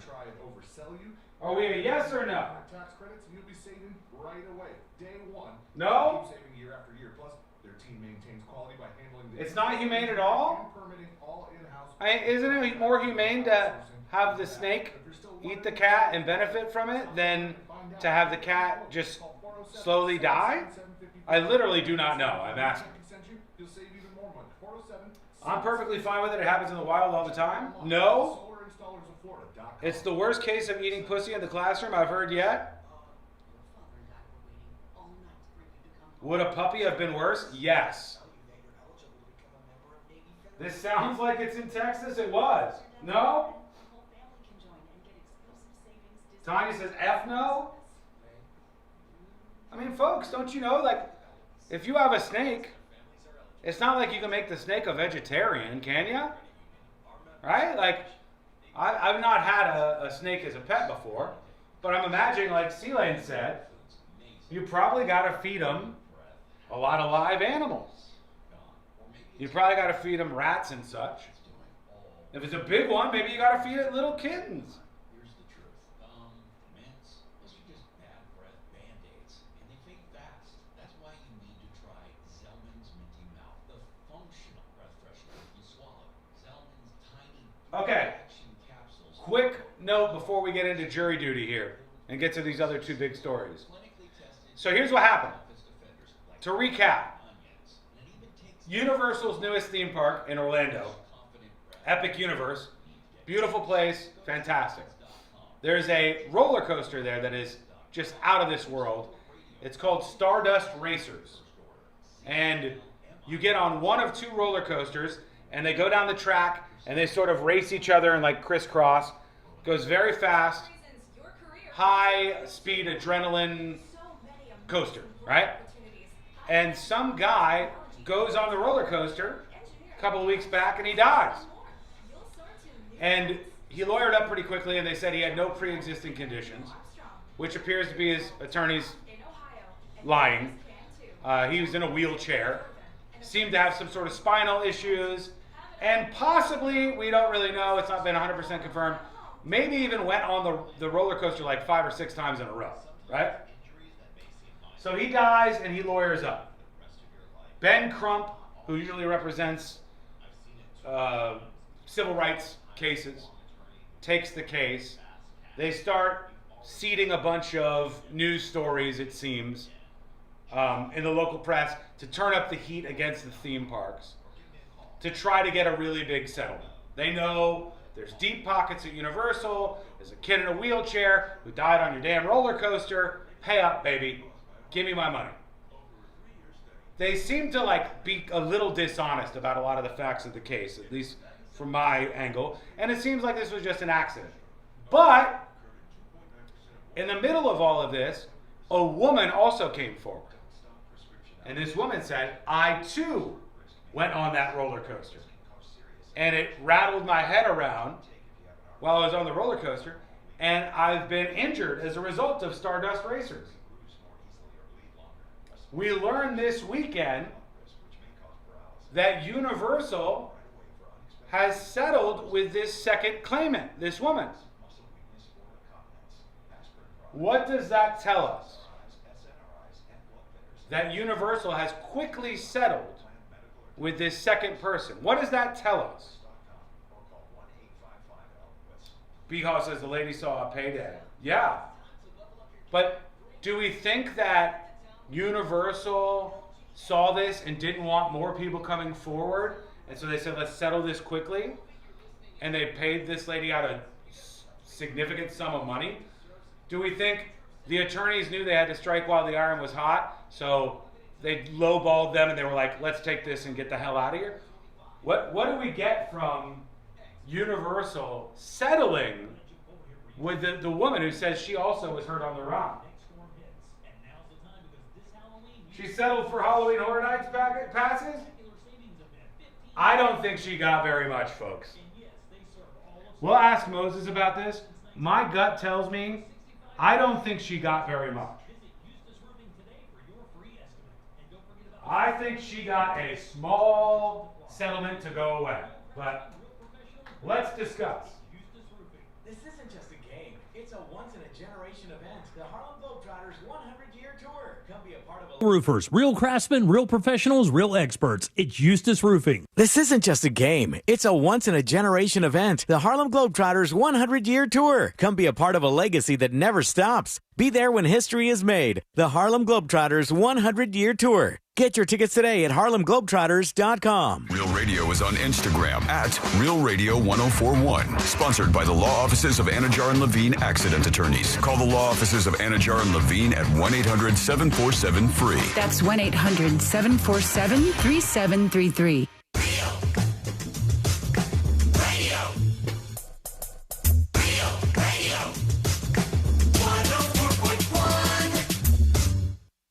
The biggest stories of the day in all their glory and insanity. You're listening to the news.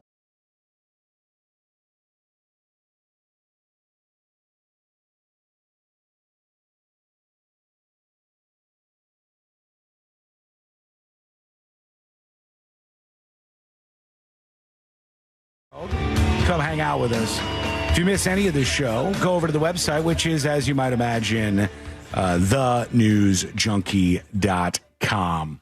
All right, in jury duty, we got some big updates, and we'll talk about this boat shooting that happened over the weekend, tell you everything that was going on there real quick. Some emails coming in. Let's see what we got. Let's see. Lisa says, the Minnesota Lynx coach blasted the refs on Friday night. She tried to go after them and attack the refs. I did not see this, Lisa. There's a video. Send that to me. We'll see what you have to say. Andy says, I heard you talk about on Skull Mike that everybody watches the Super Bowl. Talking about how Bad Bunny will be the Super Bowl halftime performer. See. Which is true, but not everybody watches the halftime show. Long time ago, they used to say the toilet in all the cities would back up at halftime because that's when everybody went to the bathroom. This year, I put one on Netflix for 30 minutes. I'm like, you're not gearing this towards me, so I'm going to watch something else, says Andy in Atlanta. Thank you, Andy. Appreciate that. Talking about I would have to see that Andy's in the rare column there. Of not watching the Super Bowl? Of not watching the halftime show. The halftime show? He put on something different. Yeah, I think that might get to be more that way if these people who are football fans think like, who is this targeting? I don't even speak Spanish. And we got Bad Bunny's the there. DEI halftime show. What's happening here? You know, I think there's going to be more people who are like, I ain't watching this. And that's the only way to send a message would be like, look, here's huge dip, but you have a dip in ratings during the Super Bowl halftime show if everybody stopped watching. I don't know. It's the hardest thing to boycott like that. It's the Super Bowl. It's going to be big no matter what. I think they're doing it on purpose. I think they choose these things that are a little more controversial and outside the norm. I think they want to get a big conversation going. I think it's all intentional. And I think without a shadow of a doubt, if you're like a middle-aged white dude, they're not necessarily programming the halftime shows for you anymore. They're not. They're programming for women. They're programming for young people. They're programming for the audience that they think they don't have already built in. They think you're going to be there and you will shut up and sit down and watch Bad Bunny. That's what they think is going to happen. Will you? I have no idea. Mike said about the Saudi Comedy Fest we were discussing, for everybody getting upset over those performing at this festival, I have a movie reference. I was watching The Godfather over the weekend and they say, Michael Corleone, don't take it so personal. It's just business. Nailed it. That's what this is. I thought capitalism was the main religion in the United States, he says, of these comedians taking the money to go over to Saudi Arabia. I immediately assumed once we were bringing The Godfather into this that they would have inferred that Saudi Arabia made them an offer I can't refuse. True. That would have been better. Yeah. They went a different All right, now route, you though. go, Josh. Just when I thought I was out, they pull me back in. The one that I didn't even know, and I still don't know because I've never seen The Godfather, is this guy. You want to hear the lamest thing in the world, Josh? Yes. I thought it was an original from Zootopia because there's a scene where he goes, "You came to me on the day of my daughter's wedding." I thought it was the mouse in Zootopia, and I had no idea they were referencing anything. And Courtney's like, "Yeah, it's Godfather." And I goes, "That's from a movie?" And she's like, "You don't know the line from The Godfather?" I was like, "I don't know. I didn't hear about it." I also have not seen the Godfather movies, but weirdly enough, and I did this with Star Wars when I was little. I watched the parody first. You know, I saw Spaceballs before I saw Star Wars, and as far as Godfather goes, I still haven't seen it, but I have watched the movie Mafia. Yeah, which was a parody of. I just thought Mafia was a funny movie, regardless. You didn't even know what they were referencing half the time? Nope, not at all. And then I watched it with my dad, and my dad, of course, you know, he had seen the movies, and I remember during the movie there was something that happened, and he goes, "Oh, somebody's about to die." And I was like, "What?" He goes, "Yeah, this Godfather thing. That's, you know, somebody's about to die in this scene." Okay, Dad. Thanks. I thought it was Zootopia. What am I supposed to do over here? Okay, I don't know. All right, here we go. Let's do jury duty.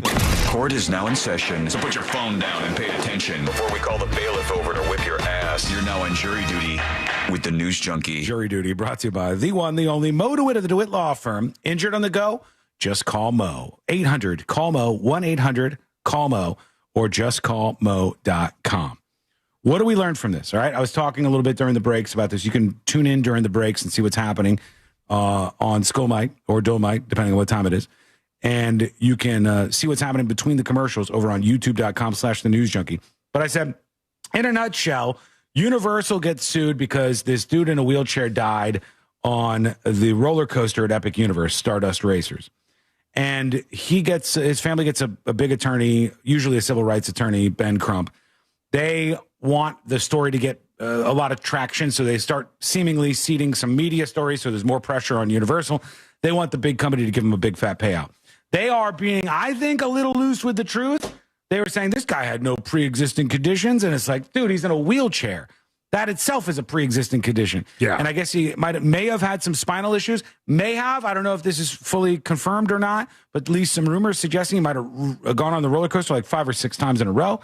And then he sadly ended up dying. Seems to me it was just an accident. We have some attorneys looking for a payout now.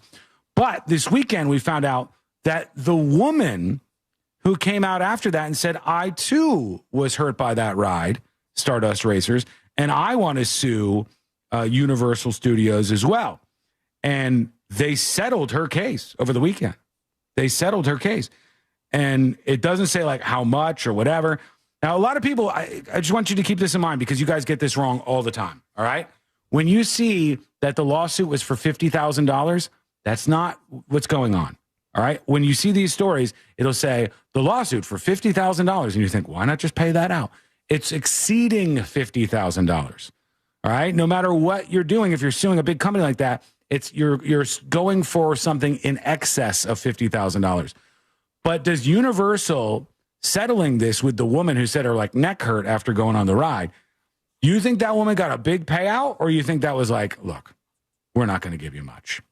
Here you go. Here's 10 grand. Go away. I have another question about this woman in this settlement that I don't know we'll ever get an answer to, but I'm kind of curious. If you settle this with Universal and you get your payday, big or small, do they put in the agreement that all right, you're done going to Universal now. Don't come back to any of our theme parks ever again? That's a good question. I don't know. I don't know what the answer is. Because you don't want to go, you got hurt on a roller coaster? Well, we don't expect you to come back again. Right. Maybe you're banned for life as a result of that. I don't know what the case is. We'll have to put that down on the Mo list for sure. And the story over the weekend, another sad one, unfortunately, that happened where this man he said he's a veteran, and he was at there was a restaurant, and he opened fire on this restaurant from his boat. He was picked up by the cops 30 minutes later. He's very strange. His name's Nigel Max Edge, but that's not his real name. He changed his name from Sean de Beauvoir in 2023. The guy who shot all these people, killed some of them inside this restaurant and shot from his boat. He targeted the restaurant that he shot.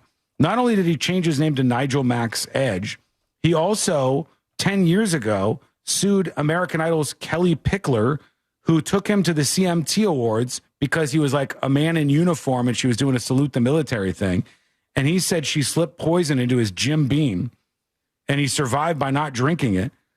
And her other husband, Kyle Jacobs, Kelly Pickler's other husband, died in 2023. He's like, that's how he died. He too got poisoned. So this guy is he's kind of erratic and wild and strange, and targeted this restaurant and just opened fire on these poor people. What an awful position for Kelly Pickler to try and do something nice. I was just trying to do something nice and take this veteran to the CMAs, right? Country Music Awards, and that happens like that. There's always hey, they reach out to some celebrity will you take me to prom, or will you take me to the Marine Ball? And a lot of times, if it's a veteran thing, they'll go for it, and it becomes this publicity stunt.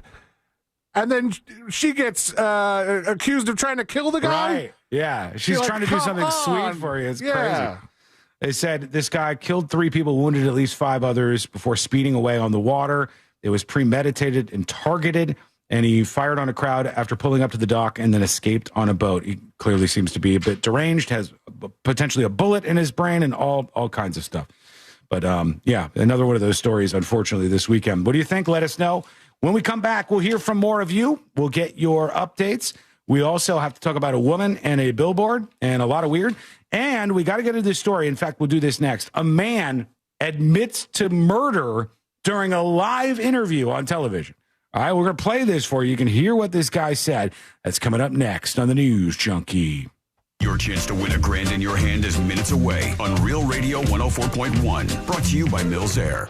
Hoping your ride is a safe one on the major highways and roads of Orlando. Right now, the heaviest delays are on the turnpike, both north and southbound near Mineola, due to 2 incidents that have lanes blocked. Also, southbound of the turnpike at OBT, we are still experiencing some delay due to that earlier incident. We are clear, however, on the Greenway north and southbound. East and west of the 408 is also clear, as well as I-4, other than your usual delay approaching 535. Our Valvoline instant oil change traffic tip line number is 866-676-8477. I'm Brian Black. This report is sponsored by HCA Florida West Orange Emergency. HCA Florida West Orange Emergency in Winter Garden is now open 24/7. Visit HCAFloridaHealthcare.com. This emergency department is part of HCA Florida Osceola Hospital. Duh, Mike, hello. Probably going to get cut off. Beha noticed. I made a little mistake there. Ooh, whoops. What's happening? Hope all you folks had a good weekend. I did. It was there was relaxing stuff, not as relaxing stuff, but it was good. Good times. And this is not the worst Monday. There's been worse Mondays. Josh is he's a little sluggish. Old boy had a long night. I could change the camera to me, but I don't know if I don't think it matches up because the video is quite delayed, so it's not going to match up with what I'm saying. How much to get Arnott in the message screen? $5. Oh, this is going to turn into a dueling pianos bit. Just bid on the screen. Give me the monies. There you are, Peter. I'm going to Animal Kingdom with my niece. Went on Expedition Everest 3 times in a row, and she wanted to go on again. Told her my brain can't do it anymore.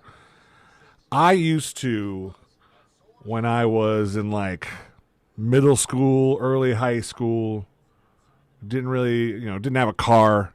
Me and my friend, we both had annual passes to Universal and Islands of Adventure, and sometimes we would just ride Dr. Doom over and over again and throw stuff off the top. Not throw, but like hold stuff in your hand to see it float off.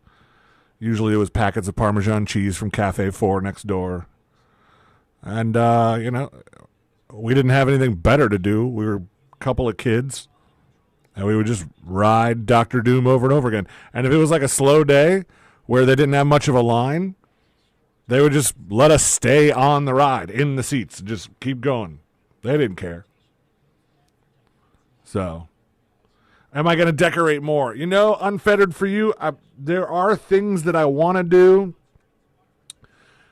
between Halloween and, Christmas, light-wise. We just got to figure out, like, the timing and the cost. I was shut down on the idea of the LED curtain where it it's like a whole bunch of hanging LEDs in a line that almost makes like a TV out of your LEDs, and you put like pumpkins or creepy stuff. I don't know. I think the wife wasn't as keen on that idea as some of the others. But we'll see. There could always be more stuff. Last year was the first year for the giant skeleton. This year, no surprise at all once we found out that the skeleton could have a dog friend, that it was ordered quite quickly from the Home Depot. And honestly, pretty easy to put together those things. The dog you could do with one person. The skeleton, it's doable, I think, but it's a little difficult because you gotta push the thing up. It's 12 feet high. Anyway, I'm gonna stop rambling so that you guys can catch this keyword here. But spoiler alert, it's dollar. Visit justcallmo.com or dial 1-800-CALL-MO. This is WTKS-FM HD1, Cocoa Beach, Orlando. An iHeart radio station. Make us the #1 preset on your car radio and on the free new and improved iHeart radio app. Listen for all your music, radio, and podcasts. Free never sounded so good. Real Radio has your chance to win $1,000. Just enter this nationwide keyword on our website, dollar, DOLLAR. That's dollar. Enter it now at realradio.fm. Good luck.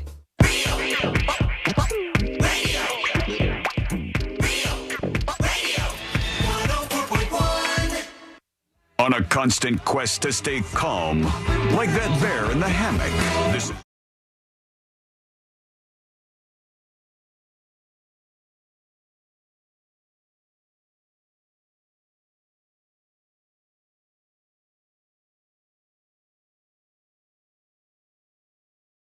an interview. Very strange. I'll play this for you in just a moment here, and then we'll get to some of your feedback because a lot of people are responding to the show today. tips, TIPS, at thenewsjunkie.com. You can email the show.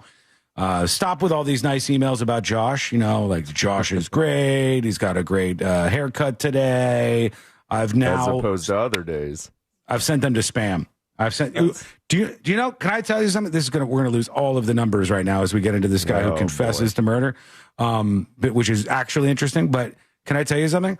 I went and got my haircut a week ago, I think, about a week ago. Mm-hmm. And when I went in, the lady's like, your scalp is a little dry and you got to make sure you're washing your hair less. She goes, how often do you shampoo your hair? And I go, every day. And she's like, oh my God. And she was horrified. She was like, you every day? What are you out of your mind? And I'm like, I didn't know. I thought I was supposed to do this. She goes, shampoo your hair every day? What are you, crazy? Maybe once every 3 or 4 days. Yeah. And I said, that's correct. And I'm like, how again was I operating in this stupid way? And no one told me. Nobody was like, Sean, stop doing this. Get it under control. Today was like the 3rd day that I hadn't washed my hair. And I got out of the shower and I was like, my hair has never been this nice. My hair is straight and gorgeous. And I almost just rocked into the show with no hat today. I was like, what am I doing here? Because you're maintaining your natural hair oils now. I know, Josh. Why didn't you tell me before? I didn't think it mattered that much if you're going to wear a hat all the time. Oh, my God. I cannot believe I dropped the ball on that. But it's so much nicer. It really is a night and day kind of thing. I had a thing like a week or two ago where I had gone a couple more than the recommended amount of days, and then my hair just looked greasy. And so we were going over to a friend's house, and I put on a hat for the first time in like forever. Whoa, hat guy! Didn't even realize, like, not even thinking that was a big deal. And the friend, we get to the friend's house, and they're like, "Oh, you're wearing a hat? Never seen you in a hat." All of a sudden, all the questions are about the hat. Yeah. You see, C-Lane has got the hat on. Yeah. Huh? Where do you find a hat that big? Mind your own business, everybody. All right, let's go to this guy. This is a true story, real deal, true story out of CBS 6. Our friends in New York are going to recognize this already because I'm sure you've already heard about this, but it's trickled its way down to us. And CBS 6 in Albany has had a man on who interviewed with the news company and then admitted to a murder. He just confessed to a murder in the middle of the interview. It's like this really awkward setup. You got the reporter and then this dude, this frumpy dude with, shorts and a shirt on, sitting across from him like, all right, let's have a little interview here. Let's chat about things. Oh, yeah, by the way, I killed my parents. Just so you know. Just so you know. I mean, I didn't, but this guy apparently did. Let's listen to him. All right, Lawrence, well, thanks for sitting down with us. We really appreciate it. We'll get to the statement, but first we want to talk about the more recent event, actually the prior events and now the more recent events. Take me back to the summer of 2017. What happened to your parents? My mother wrote me a note, which the police must have now, describing her walking across Whitehall Road, not Whitehall, Wolf Road, and she fell down on her face. And she had, when I saw her a week or so later, it's creepy. He's weird, isn't he? Green, black, and blue marks from this. And she wrote that down, and that was a situation that... Is this another one of these circumstances where he's got the greatest story ever? And he's like, he knows all it. Right, you want to hear the murder story? Well, it all began when my mom fell. And you're going, buddy, just give it to us. Hit us I with the took deets. a breath, and I exhaled. He's a weird looking dude. It came... this is like, he looks like an Uber driver who you wish would have just turned on the radio. Yeah, you're right. That's a pretty good description, actually. You start to fall down. The time comes that they started, beginning of the end. And my father also had cataract surgery, and he lost his vision to double vision, so he couldn't. Oh my God. Okay, this is why. Hang on. I got to go in the transcript to get to where he's dropping the deets here because now I want to know. And let's see. There's a reporter, the interviewer is going to sewer slide, before he could get to the point, just because he's wading through this boring ass. Maybe, hang on. Lead up. Here it is. So, did you kill your parents as a mercy killing to put them out of their misery? You can be honest with us. I know. I'll leave that for the statement that I put on your website. The statement doesn't mention that. I know. The statement does not mention that. Right. I want to hear from you. Yeah. What did you do to your parents? I buried them in their property. You buried them in the backyard of that house in Albany. Right. At what point did they become deceased? I need to before the burial, I would imagine. Hopefully. I mean, well, this story is headed in some weird directions here. Police say I killed my family and rigged my house to explode. That guy was better. The AI version from the podcast was better at telling the story. This guy's like, I buried him in the backyard. Sometime August 2017. What? And did they die at your hand? That's the question. Right. I'll have to leave it for that statement. But that's not in the statement. And I think it's important for people to know what happened to your parents. He got arrested in front of the television station right after this interview. They were out front. Nice. He's doing the interview. And he's like, so I see you guys later. Thank you for the water. To catch a murderer. Yeah, this is the easiest way to get one, by the way. They were your parents. You loved them. They were deteriorating. What did you do? I will... Don't tell me you're going to leave it to the statement. Because get them, buddy. What did you do to your parents? My goal is for the American people to recognize that there's 40 million boomers. They're all going to go through the same kind of problems. Mm-hmm. So kill them? It affects all of us. And we need to widen up the law so that people can deal with these kind of problems in a humane way, in a whatever way that... This guy's literally taking the position like, it's a true shame that I had to brutally murder my parents, because if there was like a legit way to murder them, then this would all be much better. Technically, what I did shouldn't be illegal, so I should not be in trouble. Yeah, no problem. I don't know. I want to hear more from Crazy part is that the interviewer also knows he's sitting across from a man who's committed murder, but is not afraid to piss him off. Like, don't do the statement thing again. You tell me what really happened there, bud. Let's see if he gets it from him now. And I did my duty to my parents. So you ended their lives. I won't. You're saying that without actually saying that word. I want to hear you say that word. You ended their lives. I have to give them mercy. You're saying. I have to plead my Fifth Amendment rights until I can disclose it. Buddy, if you want to plead your Fifth Amendment right, let me tell you how many bad decisions you made before this moment. Yeah. You're in a studio on a leather chair across from the news anchor with a Channel 6 exclusive here. All right? This is not the place where you plead the Fifth Amendment. Like, I wanted to tell you everything except for that one part. I don't want to tell you that part, okay? Did you have any concern that whatever you did was wrong?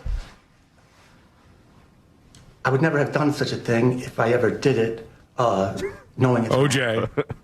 So you believe what you did was right. You believe taking your parents' lives was the right thing to do for their sake. If I did it, absolutely. But you did do it. You're saying to us that you did it.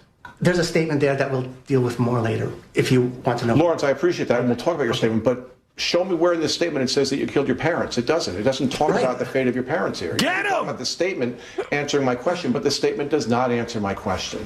It's the question people want to know. And I think they need to hear it from you.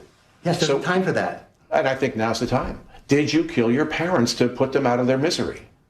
My concern for their misery was paramount. Mm-hmm. Paramount Plus? And it was a huge burden to have to face this coming up. Oh my God. He's still not doing it, though.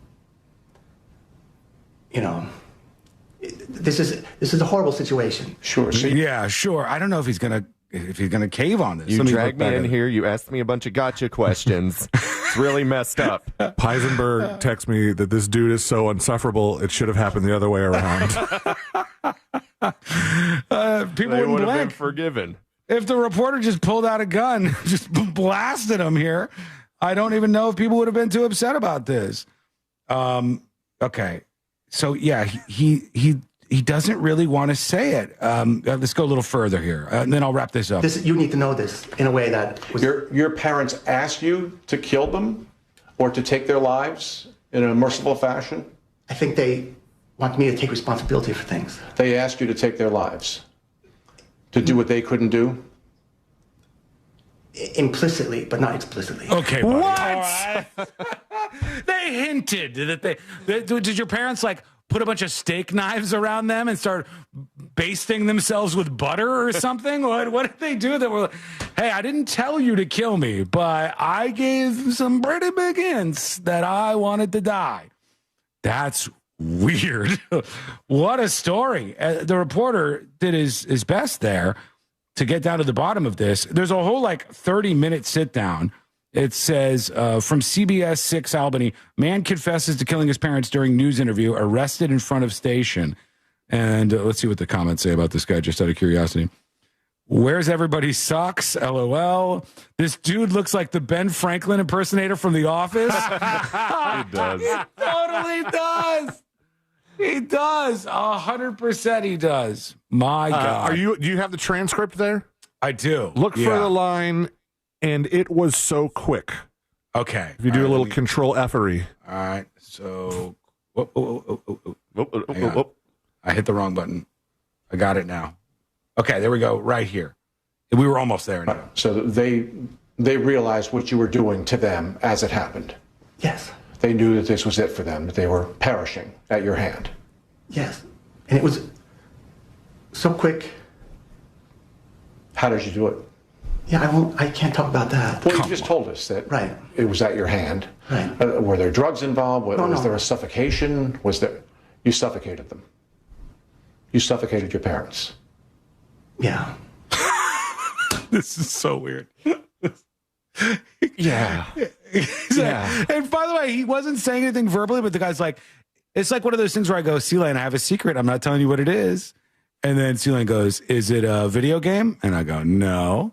And then C-Lane goes, is it a gift card? And I'm like face, I don't know. Like, buddy, we know.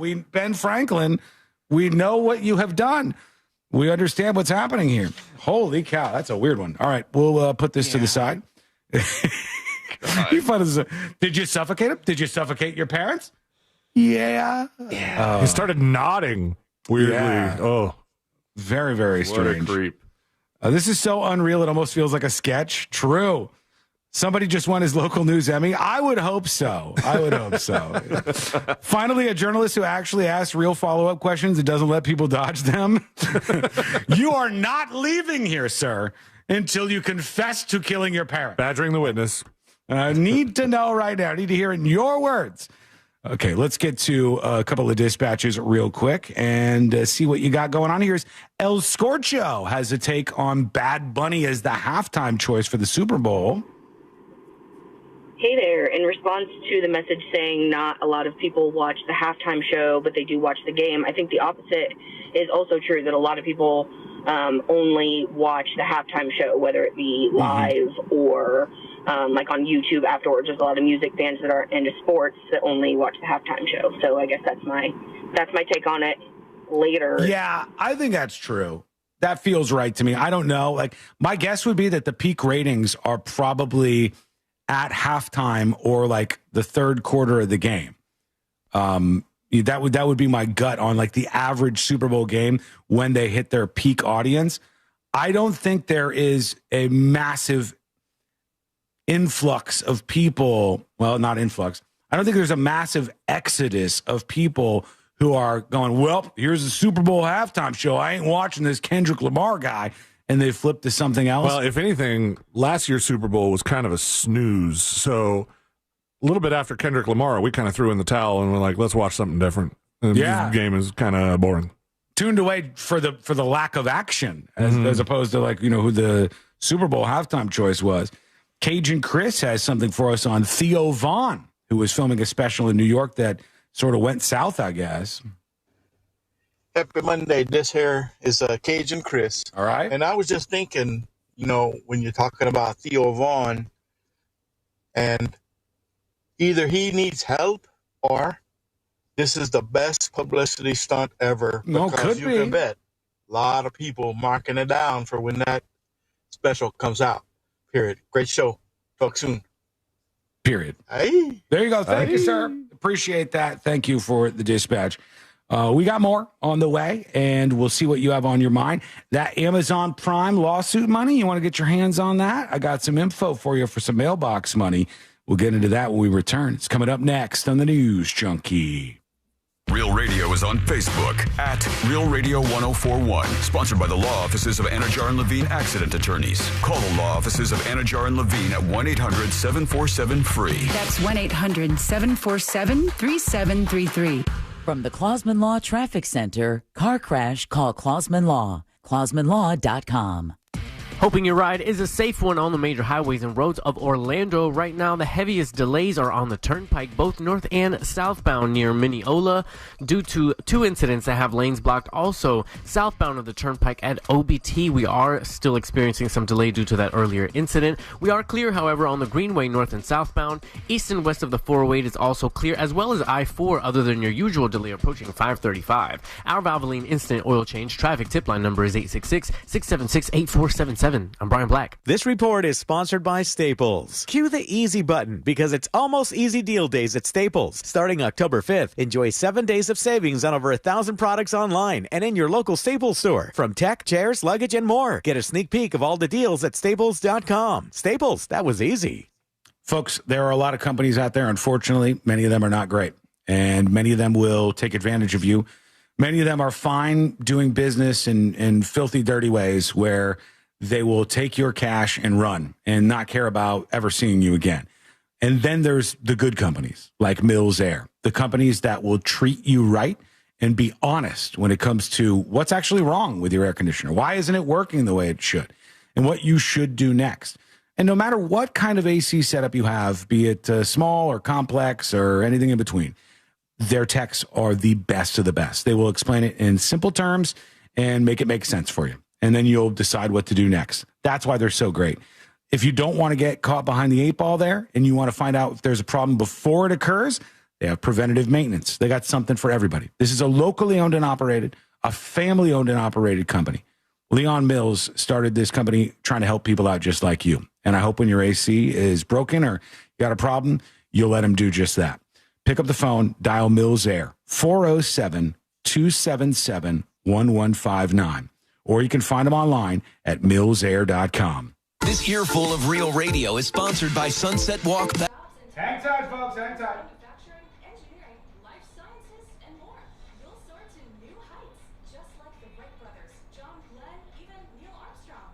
Their careers all took off in Ohio, and yours can too. A job that can take you further, and a place you can't wait to come home to. OhioHome.com.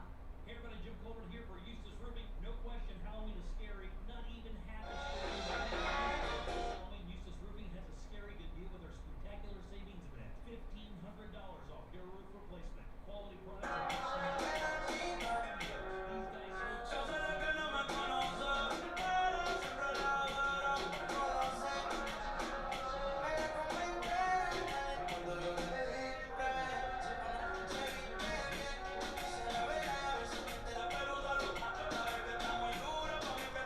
People are going to lose their minds.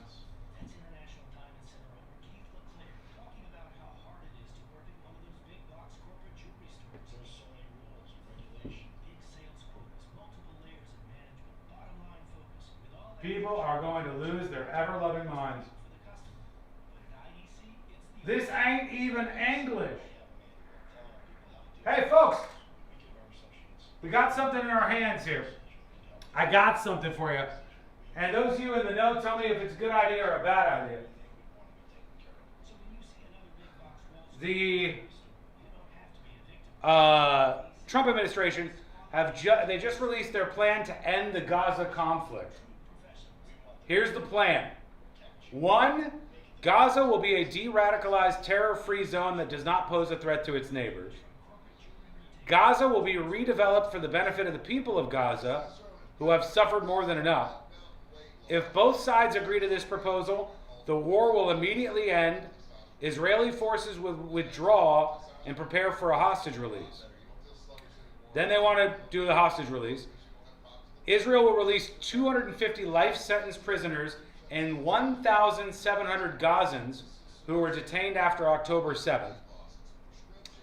Once all hostages are returned, members of Hamas who wish to leave Gaza will provide safe passage to receiving countries. Gaza will be governed under the temporary transitional governance of a technocratic, apolitical Palestinian committee. This committee will be made up of qualified Palestinians and international experts with oversight and supervision by a new transitional body, the Board of Peace, which will be headed and chaired by President Donald Trump. Trump will be ruling authority over Gaza if this goes through, I think. With other members and heads of state to be announced, including former Prime Minister Tony Blair. A Trump economic development plan to rebuild and energize Gaza will be created. A special economic zone will be established. And Hamas and other factions will agree to not have any role in the governance of Gaza. So, not sure if that's going to work, but looks a bit like this, I think. The outcome looks a bit like this, I think. 2 minutes and we're back.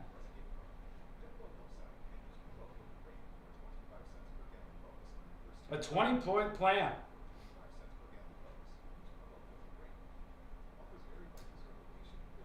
The Simpsons movie 2 has been announced. The Simpsons movie,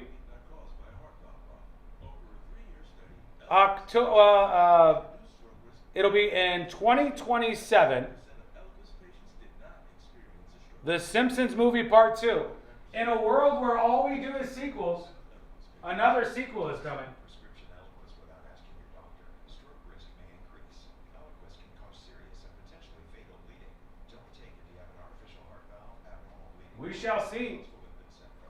While taking may bruise more easily or bleed longer. A spinal injection increases blood clot risk, which may cause paralysis. Get medical help right away for unexpected bleeding. Do kids still know The Simpsons? I don't know. I mean, The Simpsons seems to like operate in its own universe right now. You never really run into anybody talking about it. All right, we're coming back.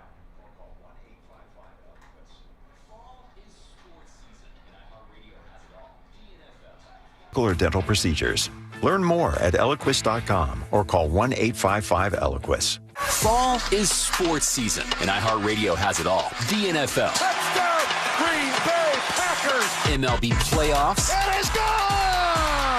College football, the NHL, and NBA preseason moves are underway. From scores and reactions to interviews and hot takes, it's all at your fingertips on the iHeartRadio app. Appreciate you taking my call, guys. Lock in with your favorite teams with play-by-play, podcasts, and local stations where you can react and join the conversation. Sports on iHeartRadio, where fans live it.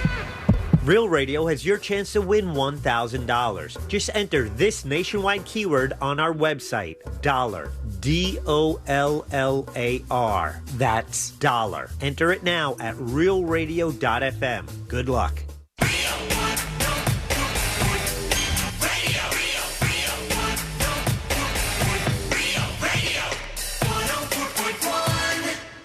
Dispensing unsolicited advice on a wide range of pointless topics.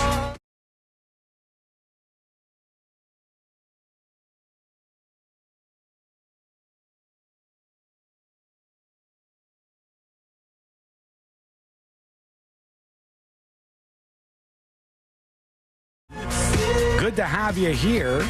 Let us know what you think about what's going on in the world today, and maybe you have something you think we're missing out on and we should be talking about. We'll get to that. Your feedback coming in just a moment. This is sort of, I guess you could say like a red flag for me. I don't know. This woman who's going around with a billboard campaign to find a husband. Her name is Lisa Catalano, and it says it takes a certain kind of courage to do what Lisa Catalano is doing, to put up a bunch of billboards and say like, hey, I am looking for someone to love me. And I feel like if you have a website set up, if you have a billboard campaign, that's a red flag. I'm asking many questions about your actual motivations and all of this. but she is getting attention with her marylisa.com website. And I'll bring you to the story here in just a moment and see if there's anything I'm missing. But it seems like the lady's trying to find a husband. She needs a guy. There's a lot of you guys out there who are probably single, looking for somebody. And she says, hey, I am that person, allegedly. But is there something else going on here is the question that I almost always have. Let's see what's going on from KPIX. Rolling dating apps just to get ghosted, disrespected, catfished, or trolled. So are a lot of other people. True. You hear things like dating in the Bay Area is hellish, awful. It's kind of where Lisa Catalano was at. She was frustrated with the apps, so she decided to think bigger than a little profile picture, way bigger, like billboard bigger. Yeah, these are digital billboards. These aren't even that expensive. Yeah. I see what she's doing here. She's got a couple digital billboards. She's doing some TikToks. She's getting some attention on her social media. My guess is she doesn't even have the intention to actually find somebody to marry here. But maybe I'm just being too skeptical. Let's see. I never thought that this would be something that I would do. No. Like, never. No. It takes a special kind of courage to put yourself out there like this. Hi, I'm Lisa. I'm looking for love, and I'm trying to find it alongside of one of the San Francisco Bay Area's busiest highways. No, it's not how it sounds, though you might see Lisa on the side of the highway. This ain't happening. If you look up. I figured, you know what, I'm just going to make my own website, and I kind of channeled my... All right, vibe coder, let's see what we got here. marylisa.com, marylisa.com. It's okay. Oh, okay. All right. It's not bad. It's got her stuff. It says seeking the right man to start forever with. Before applying, learn a little bit more about her. And then you could apply for yourself or on behalf of somebody else. Really? It's got her talking about all sorts of things that she is interested in relationships. Oh, my gosh. Kissing on a first date? Question mark? She has a full series of videos on here. That's just her answering. I definitely will kiss on a first date. I have before, and I will do it again. Sex? I have no problem with kissing on a first date if that's something where you feel like that's the natural progression of things, and if things are going well and you're interested in one another. I don't think that there's anything wrong with kissing on a first date. I tend to initiate quite a bit on the first dates, and I think that it is a really good and effective way at figuring out if you have the right chemistry on that date. Yeah, I don't see anything wrong with it. Something's wrong here. She seems kind of normal, and like when I look at somebody like this, I go, why are you going to billboards? Why are you setting up a website? Why? They're like, is this just to build up a social media following, and then you can like launch your career off of that? Maybe I'm just being too skeptical about this. How's her TikTok doing? Let's see. Mary Lisa That's official. not what I thought you were going to say. TikTok, I said. What kind of animal do you think I am? All right. 502 followers. She's really dragging in the TikTok world. Yeah, she's really dragging behind. Maybe it's on YouTube that she's got the big following. 173 subs for her over there. It's still at the beginning. She's not really taking off just yet. But gentlemen, maybe this is going to work out for you. Bootsy gives you a warning, though. She has 15 birds. That could be the case. Like, I can't find out why any man doesn't want to be with me. My cockatoo collection is, number one in the world. So something's happening here. I don't trust it, but tell us what you think. Maybe you're interested in Lisa. We can send you right on over there. We can make that happen for you. Do send us a dispatch over at thenewsjunkie.com. All right. What else before we... Oh, I mentioned this, so let me just tell you about this. The Amazon deal that we talked about, billions of dollars, 1.5 billion of the settlement from Amazon is going to go to customers for accusations that they tricked users into signing up for Amazon Prime and then made it hard to cancel. The refund pool covers Prime memberships between June of 2019 and June of 2025. So if you signed up during that period of time, you will be eligible for probably $60 or so, or $51, I guess they're saying, from Amazon in this settlement. All right. And that's the best way to handle this. Let me see hold on. I want to see if I can get the actual URL if they've got that up yet. How to claim your share of Amazon Prime funds. Usually with a class action like this, they set up a website and then you go over there and you fill out all the information that you might have. But yeah, if you signed up in the last 5 or 6 years, you could get $61 or $51. How to check your account? Log into your Prime account, check the start date and the bill that first charged you. If it aligns with the purchase date that supports a checkout-based ad, then you're eligible for the money. What to do now?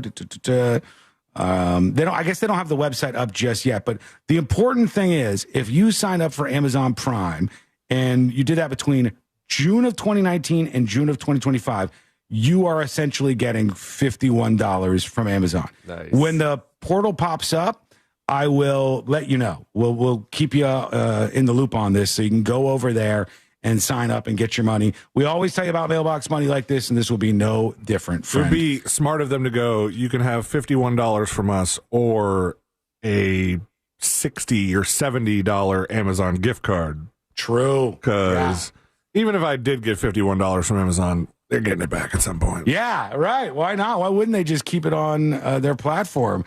That'd be a smart idea. We'll see if they offer that. When we come back, we'll do the final dispatches. Stories that didn't make the cut.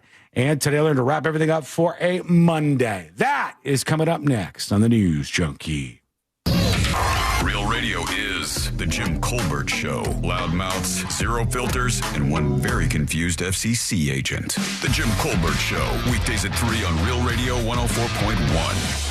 From the Odoo.com Weather Center, Odoo.com, the only business software you will need. Downpours likely as the outer fringes of Imelda work its way parallel to the east coast of Florida, but luckily staying well offshore by a couple hundred miles. That being said, we'll still see the impacts from Imelda with the outer rain bands. Folks, thank you for hanging out with us on a Monday. It has been a delight. A pleasure, but has it been a pleasure for you? That's the fair question. So now it's time to rate the show. 10 out of 10, absolute banger. The stuff legends are made of. 1 out of 10, dog water. Bad, terrible, wouldn't recommend it to your worst enemy. Rate the show 10 out of 10 if it was great, 1 out of 10 if it sucked. Hit me with the numbers. 7.9 long-winded Ben Franklins out of 10. Fair, but interesting. 9 buried alive parents out of 10. Since I was late to the party, 8 out of 10. 7.2.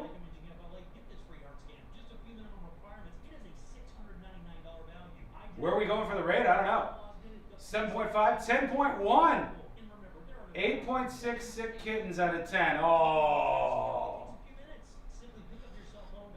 That one hits. 10 out of 10 for less stupid political craziness in chat. True. 6 out of 10 after a -3 Monday handicap. 7 slippery snakes. 9 crazy bird ladies out of 10. Now I want you to think about who's going to be our chatter of the day. And I'm going to get to Taylor. If you've been thinking about upgrading your windows or patio doors, now is the perfect time with Renewal by Andersen. At Renewal by Andersen, their acclaimed impact replacement windows are built for Florida homes and designed for energy efficiency by maintaining indoor temperatures year-round and reducing heating and cooling costs. And with their Smart Sun glass option, you'll minimize heat loss and maximize energy savings. Renewal by Andersen windows are beautiful, durable, and energy efficient. Okay, we're back. By we're, I mean me. By back, I mean here. Highly recommend Renewal by Andersen. Right now, during their big BOGO event, buy one replacement window or patio door, get the second 40%. Who's our chatter of the day? 0 down, 0 payments, and 0% interest for 12 months. Visit bestwindowsflorida.com. Keith says, I want to be chatter of the day. I only got 4 days left to live. 4 easy steps. Brutally going to turn you down once more. License number Sorry. C1527613. Ladies and gentlemen, our chatter of the day. They said he couldn't do it. Nay, they said he shouldn't do it. They said it should be illegal for him to do it. But he did it anyway. because that's the kind of guy he is. You know him. You love him. Zach from YouTube. Congratulations, Zach.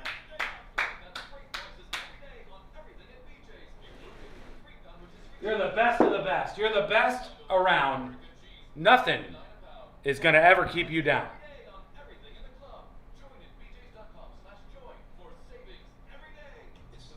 90 seconds. God bless. Thank you. We'll see you tomorrow. Big week on the show. I think Sabrina might be back tomorrow. We shall see. She's scheduled to be back tomorrow. She's been out on some family stuff, for the record. But thank you. I love you.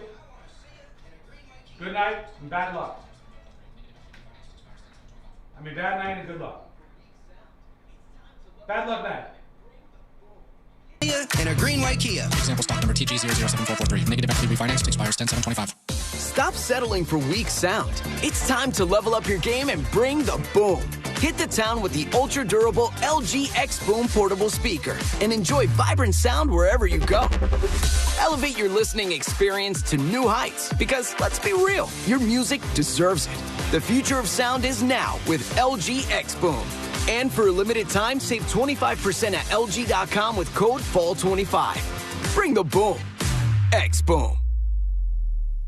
The free iHeartRadio app makes your car radio jealous. Live radio presets, lyrics for songs, and the most podcasts on the planet. Plus, it all fits in your pocket. Your car radio can't do that. Make sure the free iHeartRadio app is on your smartphone now. The #1 app for radio. This isn't just a game. It's a once-in-a-generation event. The Harlem Globetrotters 100-year tour. Come be a part of a legacy that never stops. Be there when history is made. The Harlem Globetrotters 100-year tour. Get your tickets today at harlemglobetrotters.com. This earful of real radio is brought to you by JustCallMo.com. Injured on the go? JustCallMo.com. Radio. 104.1.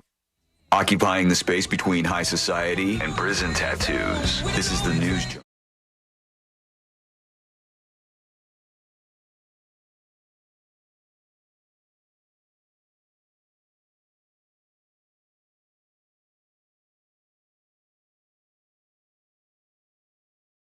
The cut. And today I learned to wrap everything up for a Monday. Yeah, that's it. Today's behind you, basically. On to tomorrow and a big week on the show. It's going to be a good time. Big thanks to our MVP, the man who we couldn't have done it without on Friday and today on the show. Coming in at 5 feet 7 inches tall and 114 pounds, Joshua Marie Fowler, ladies and gentlemen. You nailed it. Those are my exact stats. How'd you know that? Nobody better. He's fantastic. He's talented. You know him. You love him. You appreciate him. And I sure do too, Josh. Thank you so much. Thanks to the DeWitt Law Firm for lending him to us. JustCallMo.com. Yeah, technically we stole him. But it's nice either way that they, allow this to happen. It's unbelievable. But anyhow, pass word on to your dog, Scrape, that we are sad that he did not get the Airbud roll. I will let him know. He might be in a deep depression. He could be, yes. That's a very tiny depression. He's a little guy. All right, let's see what we got here on the way out today. Don't need to do that. I see more and more of these stories about people getting the eye color surgery done. Folks, everybody I've heard of, I just want to give you the big giant warning here, has said that this is a disaster. Do not get this done. If you're that embarrassed by your eye color, just get some contacts, I think. But another woman who did this, and by the way, it looks terrible. It looks like they shoved olives in there. It is exactly what it looks like. It looks like she could just pop her eye out and just land that thing in a dirty martini. And she had plenty fine eyes before, but they were brown. Nobody likes brown eyes like I have. Nobody wants it. What are you talking about? There's a whole song about it. Yeah, that's because they feel bad. And Brown-Eyed Girl. There's no Brown-Eyed Guy song for sure. And honestly, it was supposed to be Brown Skin Girl, but it turns out. Right. I'm going to put this up on See It Now for you guys to check it out.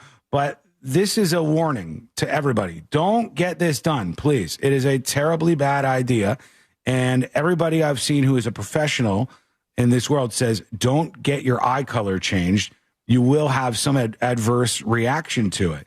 And if you want to see just how strange this actually looks on this particular woman who's going viral at the moment, eye color change is what it's called. And I'm popping that up over on See It Now on thenewsjunkie.com. Big updates to the website this week as well. Just wanted to let you know that is coming. I'll tell you about them when they deploy, but it's going to be in the next couple of days here.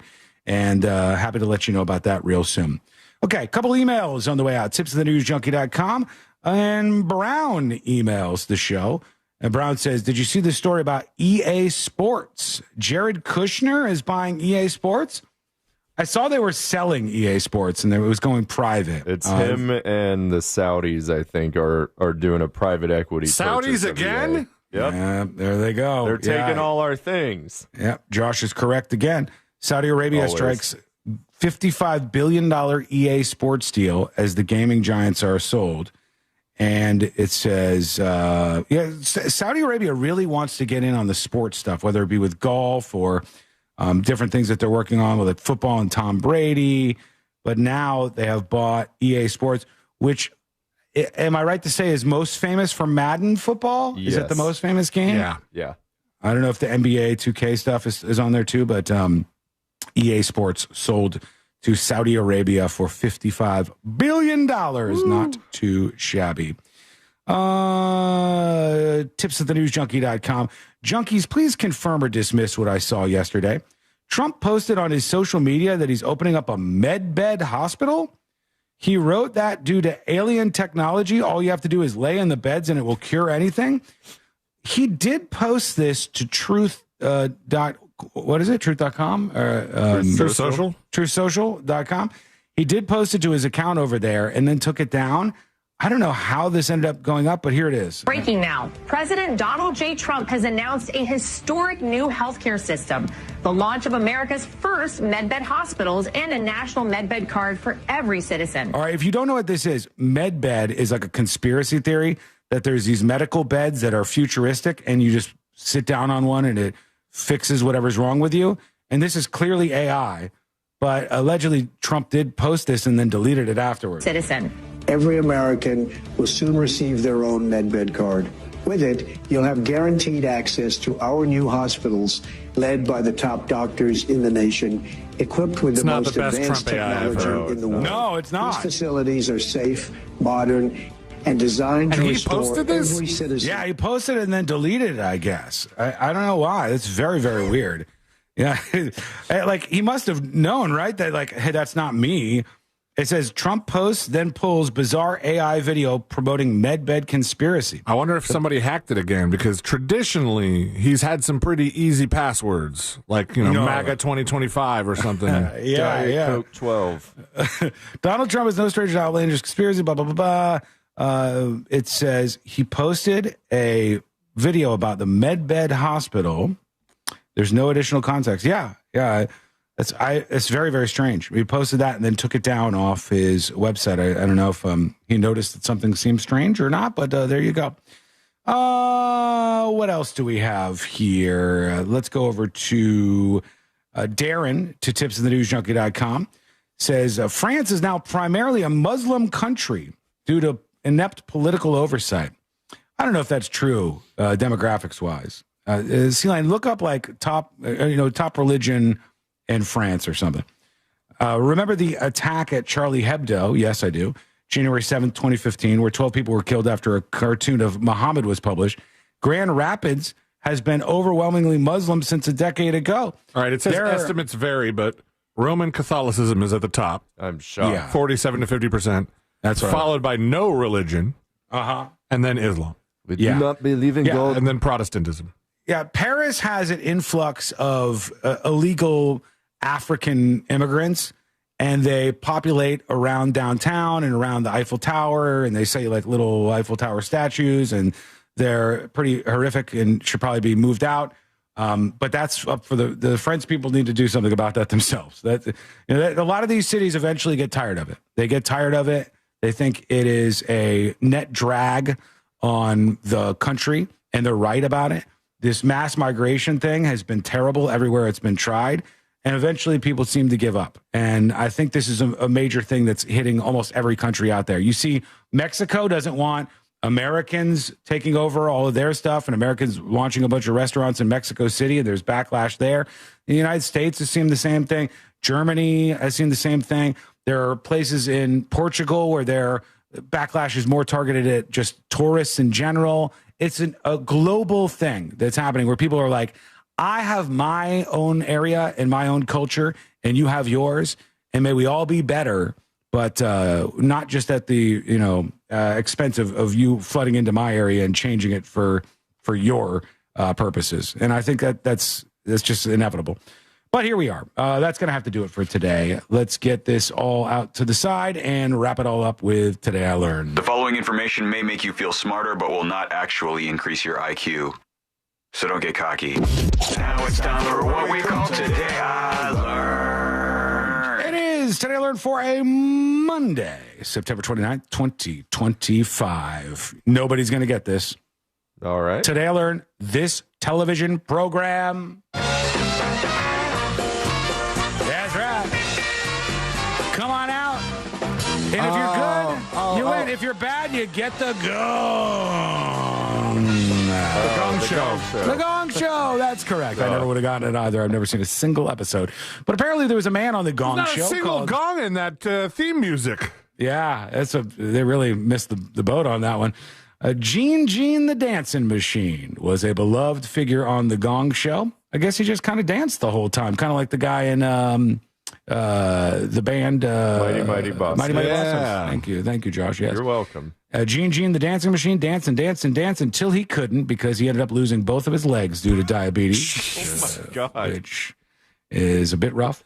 It was a television personality. Gene was spending too much time at the candy machine.